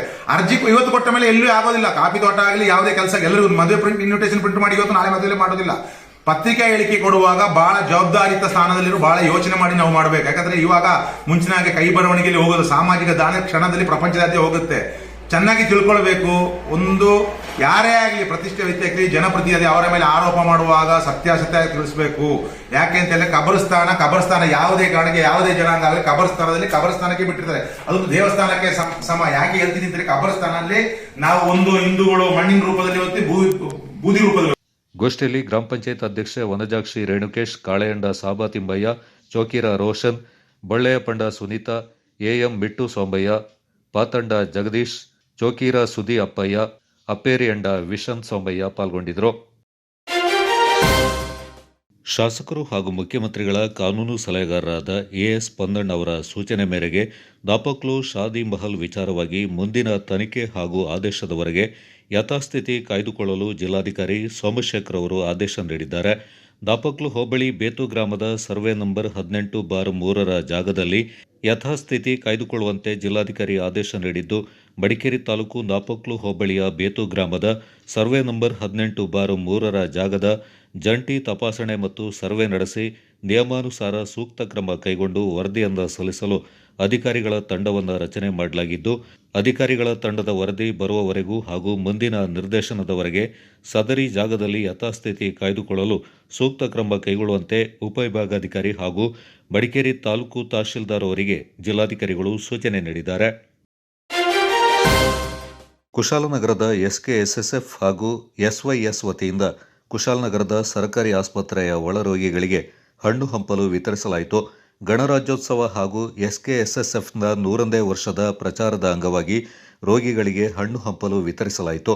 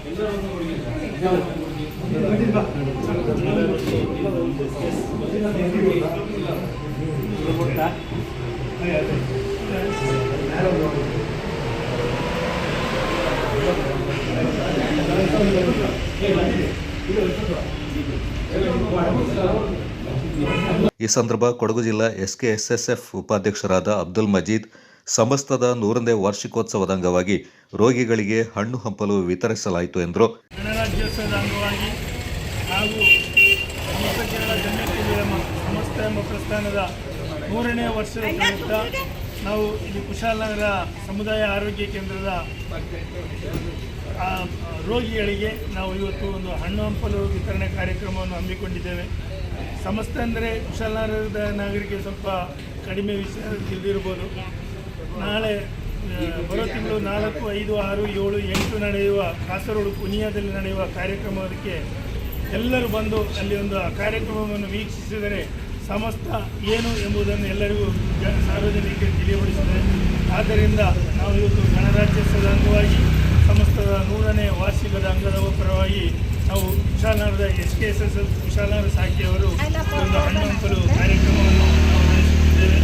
ಇಲ್ಲಿ ಈ ಆಸ್ಪತ್ರೆ ಆರೋಗ್ಯ ಅಧಿಕಾರಿಯಾದಂತಹ ಡಾಕ್ಟರ್ ಚೇತನ್ ಸರ್ ಅವರು ನಮಗೆ ಸಹಕರಿಸಿದ್ದಾರೆ. ಅವರಿಗೂ ಕೂಡ ನಾವು ಧನ್ಯವಾದಗಳನ್ನು ಅರ್ಪಿಸುತ್ತಿದ್ದೇವೆ. ಆದ್ದರಿಂದ ನಮ್ಮ ಕುಶಾಲನಗರ ಶಾಖೆಯ ಎಲ್ಲ ಹಿರಿಯ ಕಾರ್ಯಕರ್ತರು ಎಲ್ಲ ಬಂದವರು ಇಲ್ಲಿ ಬಂದು ನಮಗೆ ಸಹಕರಿಸುತ್ತಿದ್ದಾರೆ. ಆದ್ದರಿಂದ ಈ ಹಣ್ಣು ಹಂಪಲು ಕಾರ್ಯಕ್ರಮವನ್ನು ಡಾಕ್ಟರ್ ಚೇತನ್ ಸರ್ ಅವರು ಉದ್ಘಾಟಿಸಬೇಕಾಗಿ ಕೇಳಿಕೊಳ್ಳುತ್ತಿದ್ದೇನೆ. ಸಮಸ್ತ ಭಾರತೀಯ ಜನತೆಗೆ 77ನೇ ಗಣರಾಜ್ಯೋತ್ಸವದ ಹಾರ್ದಿಕ ಶುಭಾಶಯಗಳು. ಸಮಸ್ತ ಎಸ್ಕೆಎಸ್ಎಸ್ಎಫ್ ಕುಶಾಲನಗರ ಯೂನಿಟ್ ವತಿಯಿಂದ ಬಡ ರೋಗಿಗಳಿಗೆ 100ನೇ ಅಂತಾರಾಷ್ಟ್ರೀಯ ಸಮಸ್ತದ ಸಮ್ಮೇಳನ ನಡೆಸಲಿದ್ದು ಅದರ ಪರವಾಗಿ SKSF ಕುಶಾಲನಗರ ಯೂನಿಟ್ ವತಿಯಿಂದ ಬಡ ರೋಗಿಗಳಿಗೆ, ಅಂದರೆ ಕುಶಾಲನಗರದ ಸಮುದಾಯ ಆರೋಗ್ಯ ಕೇಂದ್ರದಲ್ಲಿರುವ ಬಡ ರೋಗಿಗಳಿಗೆ ಹಣ್ಣು ಹಂಪಲನ್ನು ವಿತರಿಸಲಾಯಿತು ಇವತ್ತು. ಅದಕ್ಕೆ ಸಹಕರಿಸಿದ ನಮ್ಮ ಈ ಕುಶಾಲನಗರ ಶಾಖೆಯರು ಎಲ್ಲರಿಗೂ ಧನ್ಯವಾದಗಳು, ಹಾಗೂ ಇಲ್ಲಿಯ ವೈದ್ಯಾಧಿಕಾರಿಗಳು ಹಾಗೂ ಆಡಳಿತ ಮಂಡಳಿಗೂ ಇಂಗುರುದರ ಧನ್ಯವಾದಗಳು. ಸಮಸ್ತ ಅಂದರೆ ಜ್ಞಾನ ವಿಜ್ಞಾನ ಸೇವೆ. ಯಾರಿಗಾದರೂ ಕಷ್ಟ ಕಾಲದಲ್ಲಿ ಸಮಸ್ತದಿಂದ ಯಾರಿಗಾದರೂ ಹೆಲ್ಪ್ ಇದ್ದರೆ, ರಕ್ತದ ಅವಶ್ಯಕತೆ ಇದ್ದರೆ ಸಹಾಯ ಮಾಡುವುದೇ ಸಮಸ್ತದ ಮೂಲ ಉದ್ದೇಶ. ಈ ಸಂದರ್ಭ ಮಾಜಿ ಸೈನಿಕರಾದ ಅಬ್ದುಲ್ ರಜಾಕ್, ಉಸ್ಮಾನ್ KM, ಅಬೂಬಕರ್, ಶಕೀರ್ ಫೈಜಿ ಮತ್ತಿತರ ಪ್ರಮುಖರು ಪಾಲ್ಗೊಂಡಿದ್ದರು. ಭಾರತದ ಪ್ರಥಮ ಮಹಾದಂಡನಾಯಕ ಫೀಲ್ಡ್ ಮಾರ್ಷಲ್ KM ಕಾರ್ಯಪ್ಪ ಅವರು ವಿಶ್ವದಾದ್ಯಂತ ಹೆಸರು ಗಳಿಸಿದ ಈ ವೀರ ಸೇನಾನಿ ಶನಿವಾರ ಸಂತೆಯಲ್ಲಿ ಜನಿಸಿರುವುದು ಇಲ್ಲಿಯ ಜನರಿಗೆ ಹೆಮ್ಮೆಯ ವಿಷಯ. ಫೀಲ್ಡ್ ಮಾರ್ಷಲ್ KM ಕಾರ್ಯಪ್ಪ ಅವರ ತಂದೆ 1900ನೇ ಇಸವಿಯಲ್ಲಿ ಶನಿವಾರ ಸಂತೆಯಲ್ಲಿ ಬ್ರಿಟಿಷರ ಕಾಲದಲ್ಲಿ ಶಿರಸ್ತೆದಾರರಾಗಿ ಸೇವೆ ಸಲ್ಲಿಸ್ತಾ ಇದ್ದ ಸಂದರ್ಭ ಈಗ ಸಾರ್ವಜನಿಕರ ಗ್ರಂಥಾಲಯವಾಗಿರುವ ಮನೆಯಲ್ಲಿ ಜನಿಸಿದ್ರು. ನಂತರ ಅವರು 4 ವರ್ಷಗಳವರೆಗೆ ಇದೇ ಮನೆಯಲ್ಲಿ ವಾಸ ಮಾಡ್ತಾ ಇದ್ರು. ನಂತರ ಕಾರ್ಯಪ್ಪ ಅವರ ಕುಟುಂಬ ಮಡಿಕೇರಿಗೆ ವರ್ಗಾವಣೆಯಾಯಿತು. ಸ್ವಾತಂತ್ರ್ಯ ಪೂರ್ವದಲ್ಲೇ ಇಂತಹ ವೀರ ಸೇನಾನಿ KM ಕಾರ್ಯಪ್ಪ ಅವರು ಹುಟ್ಟಿದ ಮನೆ ನಂತರದ ದಿನಗಳಲ್ಲೂ ಬ್ರಿಟಿಷ್ ಅಧಿಕಾರಿಗಳ ಕಚೇರಿಯಾಗಿತ್ತು.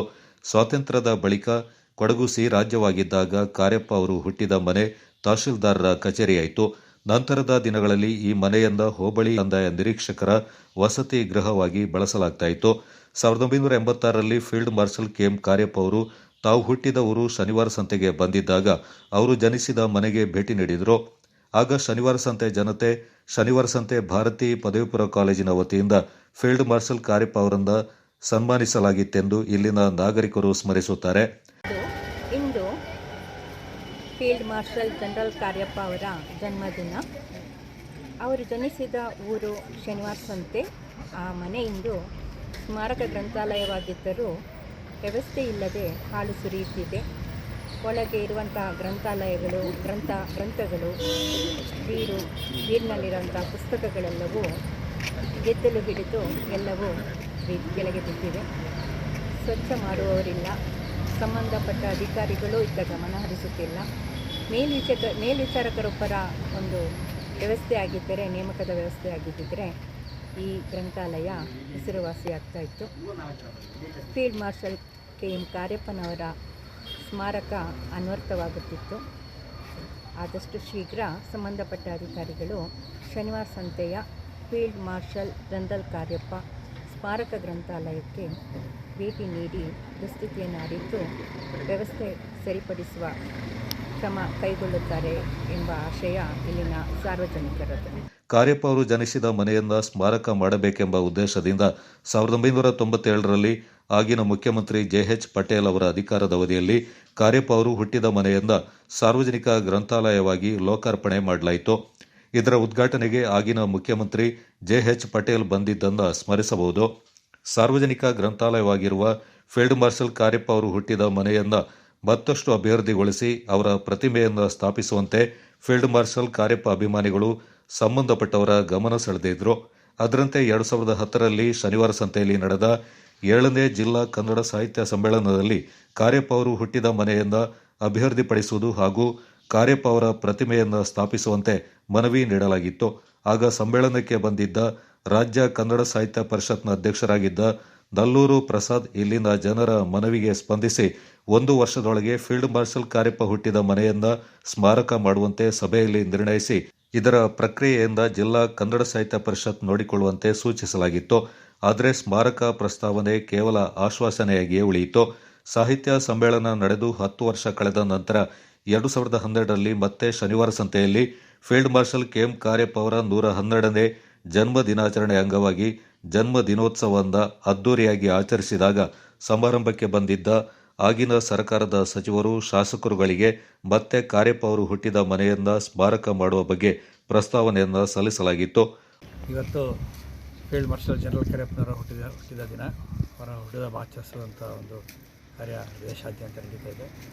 ಆದರೆ ಅವ್ರ ಹುಟ್ಟೂರಾದ ಶನಿವಾರ ಸಂತೆ ಹುಟ್ಟಿದ ಮನೆ ಇವತ್ತು ಗ್ರಂಥಾಲಯ ಆಗಿ JH ಪಟೇಲ್ರು ಮುಖ್ಯಮಂತ್ರಿ ಆಗಿದ್ದಾಗ ಇದನ್ನು ಉದ್ಘಾಟನೆ ಮಾಡಿದ್ದು.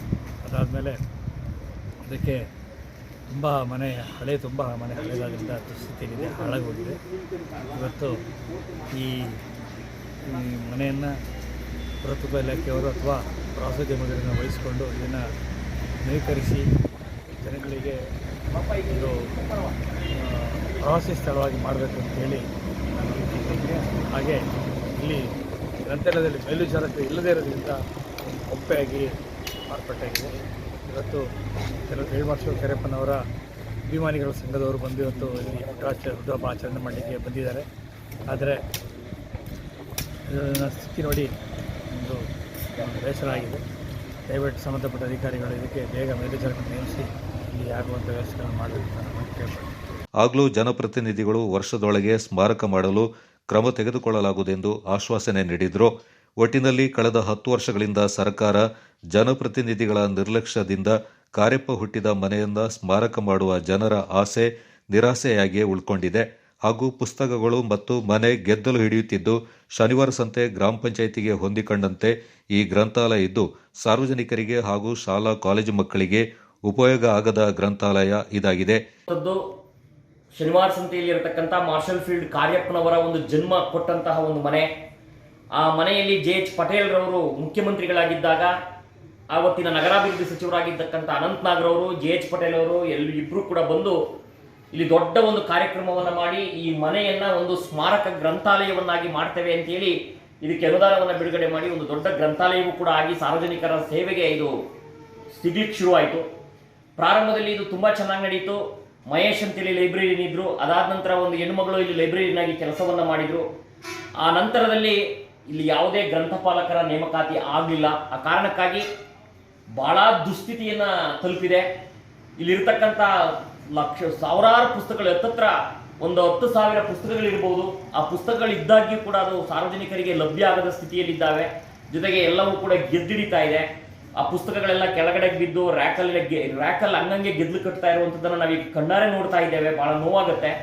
ಇಲ್ಲಿರ್ತಕ್ಕಂಥ ಸ್ಥಳೀಯ ಆಡಳಿತ ಮತ್ತು ಜಿಲ್ಲಾ ಪಂಚಾಯಿತು ಮತ್ತು ಜನಪ್ರತಿನಿಧಿಗಳು ದಯಮಾಡಿ ಈ ಒಂದು ಸ್ಮಾರಕ ಗ್ರಂಥಾಲಯ ನೆಪಕ್ಕೆ ಮಾತ್ರ ಇದ್ರೆ ಸಾಲದು. ಇದು ಸಾರ್ವಜನಿಕರ ಬಳಕೆಗೆ ಸಿಗಬೇಕು ಮತ್ತು ಈ ಒಂದು ಕಾರ್ಯಪ್ಪನವರಿಗೆ ಈ ಕಟ್ಟಡದ ಮೂಲಕ ಒಂದು ಗೌರವ ಸಮರ್ಪಣೆ ಆಗಬೇಕು. ಆದರೆ ಇಲ್ಲಿ ಅದು ಮರೀಚಿಕೆಯಾಗಿ ಕಾಣ್ತಾ ಇದೆ.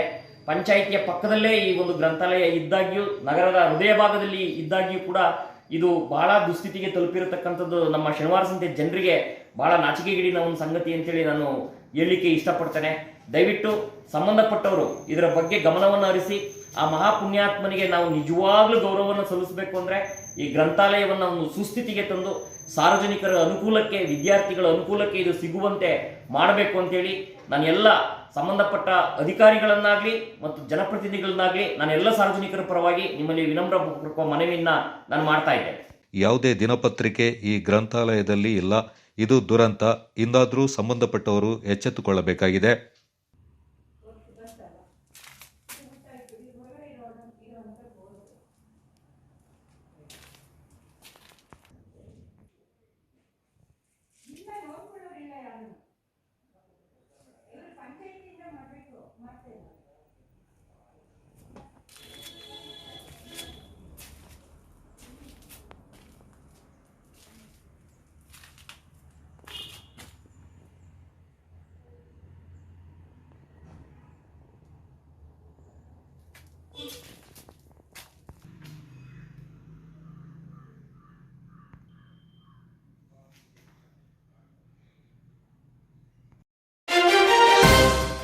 ಜೇಕಬ್ ಹೊಂಡ ಕುಟುಂಬದ ವತಿಯಿಂದ ಏಪ್ರಿಲ್ 2026ರಲ್ಲಿ ಆಯೋಜಿಸಲಾಗಿರುವ ಕೊಡವ ಕೌಟುಂಬಿಕ ಹಗ್ಗಜಗ್ಗಾಟ ಸ್ಪರ್ಧೆಯಲ್ಲಿ ಅಧಿಕ ಸಂಖ್ಯೆಯ ಕೊಡವ ಕುಟುಂಬಗಳು ಪಾಲ್ಗೊಳ್ಳುವ ಮೂಲಕ ಇಂಡಿಯಾ ಬುಕ್ ಆಫ್ ರೆಕಾರ್ಡ್ಸ್ನಲ್ಲಿ ಕ್ರೀಡೆ ದಾಖಲಾಗಲು ಪ್ರಯತ್ನಿಸಬೇಕೆಂದು ಜೇಕಬ್ ಹೊಂಡ ಕುಟುಂಬದ ಅಧ್ಯಕ್ಷ CM ಅಪ್ಪಚ್ಚು ಹೇಳಿದ್ದಾರೆ. ನಾಲ್ನಾಡು ಪ್ಲಾಂಟರ್ಸ್ ಕ್ಲಬ್ ಸುದ್ದಿಗೋಷ್ಠಿಯಲ್ಲಿ ಮಾತನಾಡಿದವರು, ನಾಪಕ್ಲುವಿನ KPS ಶಾಲಾ ಆಟದ ಮೈದಾನದಲ್ಲಿ ಏಪ್ರಿಲ್ 23ರಿಂದ 26ರವರೆಗೆ 4 ದಿನಗಳ ಕಾಲ ಕ್ರೀಡಾಕೂಟ ನಡೆಯಲಿದೆ. ಕ್ರೀಡಾಕೂಟದ ಯಶಸ್ಸಿಗಾಗಿ ಸಕಲ ಸಿದ್ಧತೆಗಳನ್ನು ಕೈಗೊಳ್ಳಲಾಗಿದೆ. ಕ್ರೀಡಾಕೂಟಕ್ಕೆ ಅಂದಾಜು 60 ಲಕ್ಷ ರೂಪಾಯಿ ವೆಚ್ಚವಾಗಲಿದ್ದು, ಕುಟುಂಬವಾರು 20,000 ರೂಪಾಯಿ ಧನ ಸಹಾಯವನ್ನು ಸಂಗ್ರಹ ಮಾಡಲಾಗ್ತಾ ಇದೆ ಎಂದರು. ಕುಟುಂಬ 2026 ಏಪ್ರಿಲ್ 23, 24, 25, 26 ನಾಪಕ್ಲು KP ಸ್ಕೂಲ್ ಕಳಿ ಬರ್ಬೋದು ಒಕ್ಕಡ ಕೇರ್ಬಲಿ ನಮ್ಮೇನ ನಡ್ತೋಕೆ ನಂಗೆ ತೀರ್ಮಾನ ಮಾಡಿದ್ದೆ. ಈ ಊರು ಕೇರ್ಬಲಿ ನಮಗೆ ನಂಗ ಕೈಜಪುರಿ ಬಾಳೆಪಟ್ಟಿಯಿಂದ 255 ಟೀಮುಗಳ ಭಾಗವಹಿಸುತ್ತಿದ್ದೆ. ഞങ്ങളാൽ 350 ടീം ഭാഗവഹിച്ചിട്ട് അത് ഇന്ത്യ ബുക്ക് ഓഫ് റെക്കോർഡ് എത്തോണ്ട് ഞങ്ങൾ ഗണവഴിത്ത് അങ്ങനെ ഞങ്ങൾ ಈ ಒಂದು ಟೂರ್ನಮೆಂಟ್ ಕರ್ತೋಕೆ ಕುಟುಂಬವಾರ ಒತ್ತಿಗೆ 20,000 ಜನ ನಂಗ ಸಂಗ್ರಹ ಮಾಡೋರು ಕಾಲೇಜ ಅದನ್ನೇ ಲಕ್ಕಿ ದಿಪ್ಪುಂಜಿ ಧನ ಸಹಾಯ ಲಕ್ಕಿ ದಿಪ್ಪುಂಜಿ ದುಡ್ಡು ಸಹಾಯ ಕಲೆಕ್ಟ್ ಮಾಡೋ ಅದನ್ನೇ ಧನ ಸಹಾಯ ಇನ್ನೇ ನಂಗ ಟೋಟಲ್ ನಂಗಡವರು ಖರ್ಚು 60 ಲಕ್ಷದ ಖರ್ಚು ಉಂಟು. ಹಗ್ಗ ಜಗ್ಗಾಟ ಕ್ರೀಡಾಕೂಟದ ಅಧ್ಯಕ್ಷ ಸಿ.ಕೆ. ಬೋಪಣ್ಣ ಮಾತನಾಡಿ, ಹಗ್ಗ ಜಗ್ಗಾಟ ಕ್ರೀಡಾಕೂಟದ ಯಶಸ್ಸಿಗೆ ಪರಸ್ಪರ ಸರ್ವರ ಸಹಕಾರ ಅಗತ್ಯ. ಜನಾಂಗದ ಕ್ರೀಡಾ ಅಭಿಮಾನಿ ಕುಟುಂಬಗಳು ಹೆಚ್ಚಿನ ಸಂಖ್ಯೆಯಲ್ಲಿ ಭಾಗವಹಿಸುವ ಮೂಲಕ ಲಿಮ್ಕಾ ಬುಕ್ ಆಫ್ ರೆಕಾರ್ಡ್ಸ್ನಲ್ಲಿ ಕ್ರೀಡೆ ದಾಖಲಾಗಲು ಸಹಕರಿಸಬೇಕೆಂದರು. ಜಯಕೋಂಡ ಬೋಪಣ್ಣ ನಾನು ಈ ಕೇರ್ಬಲ್ಲಿ ನಮ್ಮ ಅಧ್ಯಕ್ಷ ಆಯ್ತು ನಂಗೆ ಇಡೀ ನಂಗೆ ಜಯಕೋಂಡ ನಮ್ಮ ತೀರ್ಮಾನ ಆಗಿತ್ತು ನನ್ನ ಅಧ್ಯಕ್ಷ ಮಾಡಿದ್ದು ನಾನೇ ಎಂತಂದ್ರೆ ನಂಗೆ ಈ 4ನೇ ಕಾಲ ಹತ್ರ ಈ ಕೇರ್ಬಲ್ಲಿ ನಮ್ಮನ್ನ ನಲ್ಲ ಯಶಸ್ವಿಯಾಯಿತು ಮಾಡೋದು ಅದೇ ಥರ ಇಡೀ ಕನ್ನಡ ಕೊಡುವ ಕುಟುಂಬ ಎಲ್ಲರೂ ಬಂದು ಸಿಗುತ್ತೆ ಭಾಗವಹಿಸಿಡೋದು ನಂಗೆ ಸಹಕಾರ ತರಲು ಹಿಂಗಕ್ಕೆ ನಲ್ಲವರು ಕೊರಡನ್ನ ಬೆಚ್ಚಿದ್ದು ನಂಗೆ ನಲ್ಲವರು ಇದಂಗೆ ಎಲ್ಲರೂ ಬಂದು ಸಹಕಾರ ಮಾಡೋಣ ಎಲ್ಲ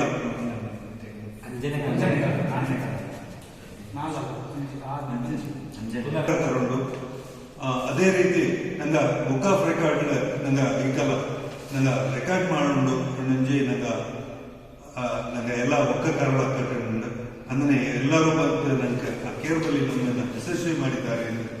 ಕ್ರೀಡಾಕೂಟದ ಸಂಚಾಲಕ ಸಿ.ಡಿ. ನವೀನ್ ಮಾತನಾಡಿ, ಸ್ಪರ್ಧಾ ವಿಜೇತರಿಗೆ ಅತ್ಯಾಕರ್ಷಕ ಬಹುಮಾನಗಳನ್ನು ವಿತರಿಸಲಾಗುತ್ತೆ. ಪುರುಷರಿಗೆ ಮತ್ತು ಮಹಿಳೆಯರಿಗೆ ಪ್ರತ್ಯೇಕವಾಗಿ ಪ್ರಥಮ ಬಹುಮಾನ, ವಿಜೇತರಿಗೆ 1 ಲಕ್ಷ ರೂಪಾಯಿ ನಗದು ಹಾಗೂ ಆಕರ್ಷಕ ಟ್ರೋಫಿ ವಿತರಿಸಲಾಗುತ್ತೆ. ದ್ವಿತೀಯ ಬಹುಮಾನ 75,000 ನಗದು ಹಾಗೂ ಟ್ರೋಫಿ, ತೃತೀಯ ಬಹುಮಾನ 50,000 ರೂಪಾಯಿ ನಗದು ಹಾಗೂ ಟ್ರೋಫಿ, 4ನೇ ಬಹುಮಾನ 40,000 ಹಾಗೂ ಟ್ರೋಫಿ, 5ನೇ ಬಹುಮಾನವಾಗಿ 20,000 ರೂಪಾಯಿ ನಗದು ಹಾಗೂ ಟ್ರೋಫಿಯನ್ನು ವಿತರಿಸಲಾಗುವುದು ಎಂದರು. 16 ವರ್ಷದೊಳಗಿನ ಬಾಲಕ ಹಾಗೂ ಬಾಲಕಿಯರಿಗೆ ವಿಶೇಷ ಸ್ಪರ್ಧೆಯನ್ನು ಆಯೋಜಿಸಲಾಗಿದ್ದು, ಪ್ರಥಮ ಬಹುಮಾನ 20,000 ಹಾಗೂ ಟ್ರೋಫಿ, ದ್ವಿತೀಯ ಬಹುಮಾನ ವಿಜೇತರಿಗೆ 15,000 ನಗದು ಹಾಗೂ ಟ್ರೋಫಿ, ತೃತೀಯ ಬಹುಮಾನ ವಿಜೇತರಿಗೆ 10,000 ನಗದು ಹಾಗೂ ಟ್ರೋಫಿ ವಿತರಿಸಲಾಗುವುದು ಎಂದರು. ஆனாடுற விபாகத்தில் ஃபஸ்ட்டு இனாம் ಎಂತಂಚೆಗೆ 1 ಲಕ್ಷ, ದನ್ನನೆ 75,000, ಮೂರನೇ ಇನಾಮು 50,000, 4ನೇ ಇನಾಮು 40,000, 5ನೇ ಇನಾಮು 20,000, 6ನೇ ಇನಾಮು 10,000. ಇನ್ನೇ ಆನಾಡು ವಿಭಾಗத்தில் 6 ಪ್ರೈಸ್ ವச்சிட்டு ಅನ್ನನೆ ಕೊನ್ನಾಡು ವಿಭಾಗத்தில் ಪಾದಿ ಇನಾಮು 1 ಲಕ್ಷ, ದನ್ನನೆ ಇನಾಮು 75,000, ಮೂರನೇ ಇನಾಮು 50,000, 4ನೇ ಇನಾಮು 40,000, 5ನೇ ಇನಾಮು 30,000, 6ನೇ ಇನಾಮು 20,000. ಅನ್ನನೆ 14 ವಯಸ್ಸಿನ ಒಳಪಟ್ಟ. ಗೋಷ್ಠಿಯಲ್ಲಿ ಕ್ರೀಡಾ ಸಮಿತಿ ಉಪಾಧ್ಯಕ್ಷ ಸಿ.ಎಸ್. ಕಟ್ಟಿ ಮಂಜುನಾಥ್, ಕಾರ್ಯದರ್ಶಿ ಸಿ.ಎನ್. ಆಚಪ್ಪ, ಜಂಟಿ ಕಾರ್ಯದರ್ಶಿ ಸಿ.ಪಿ. ಸಚಿನ್ ಮುತ್ತಪ್ಪ, ಖಜಾಂಚಿ ಸಿ.ಎನ್. ಸತೀಶ್ ದೇವಯ್ಯ, ನಿರ್ದೇಶಕರಾದ ಸಿ.ಆರ್. ಸಚಿನ್ ಪೂವಯ್ಯ, ಸಿ.ಎ. ಸುನಿಲ್ ಪಾಲ್ಗೊಂಡಿದ್ದರು. ಕೊಡಗು ಚಾನಲ್ ನ್ಯೂಸ್, ದುಗಳ ಸದಾನಂದ, ನಾಪಕ್ಲು.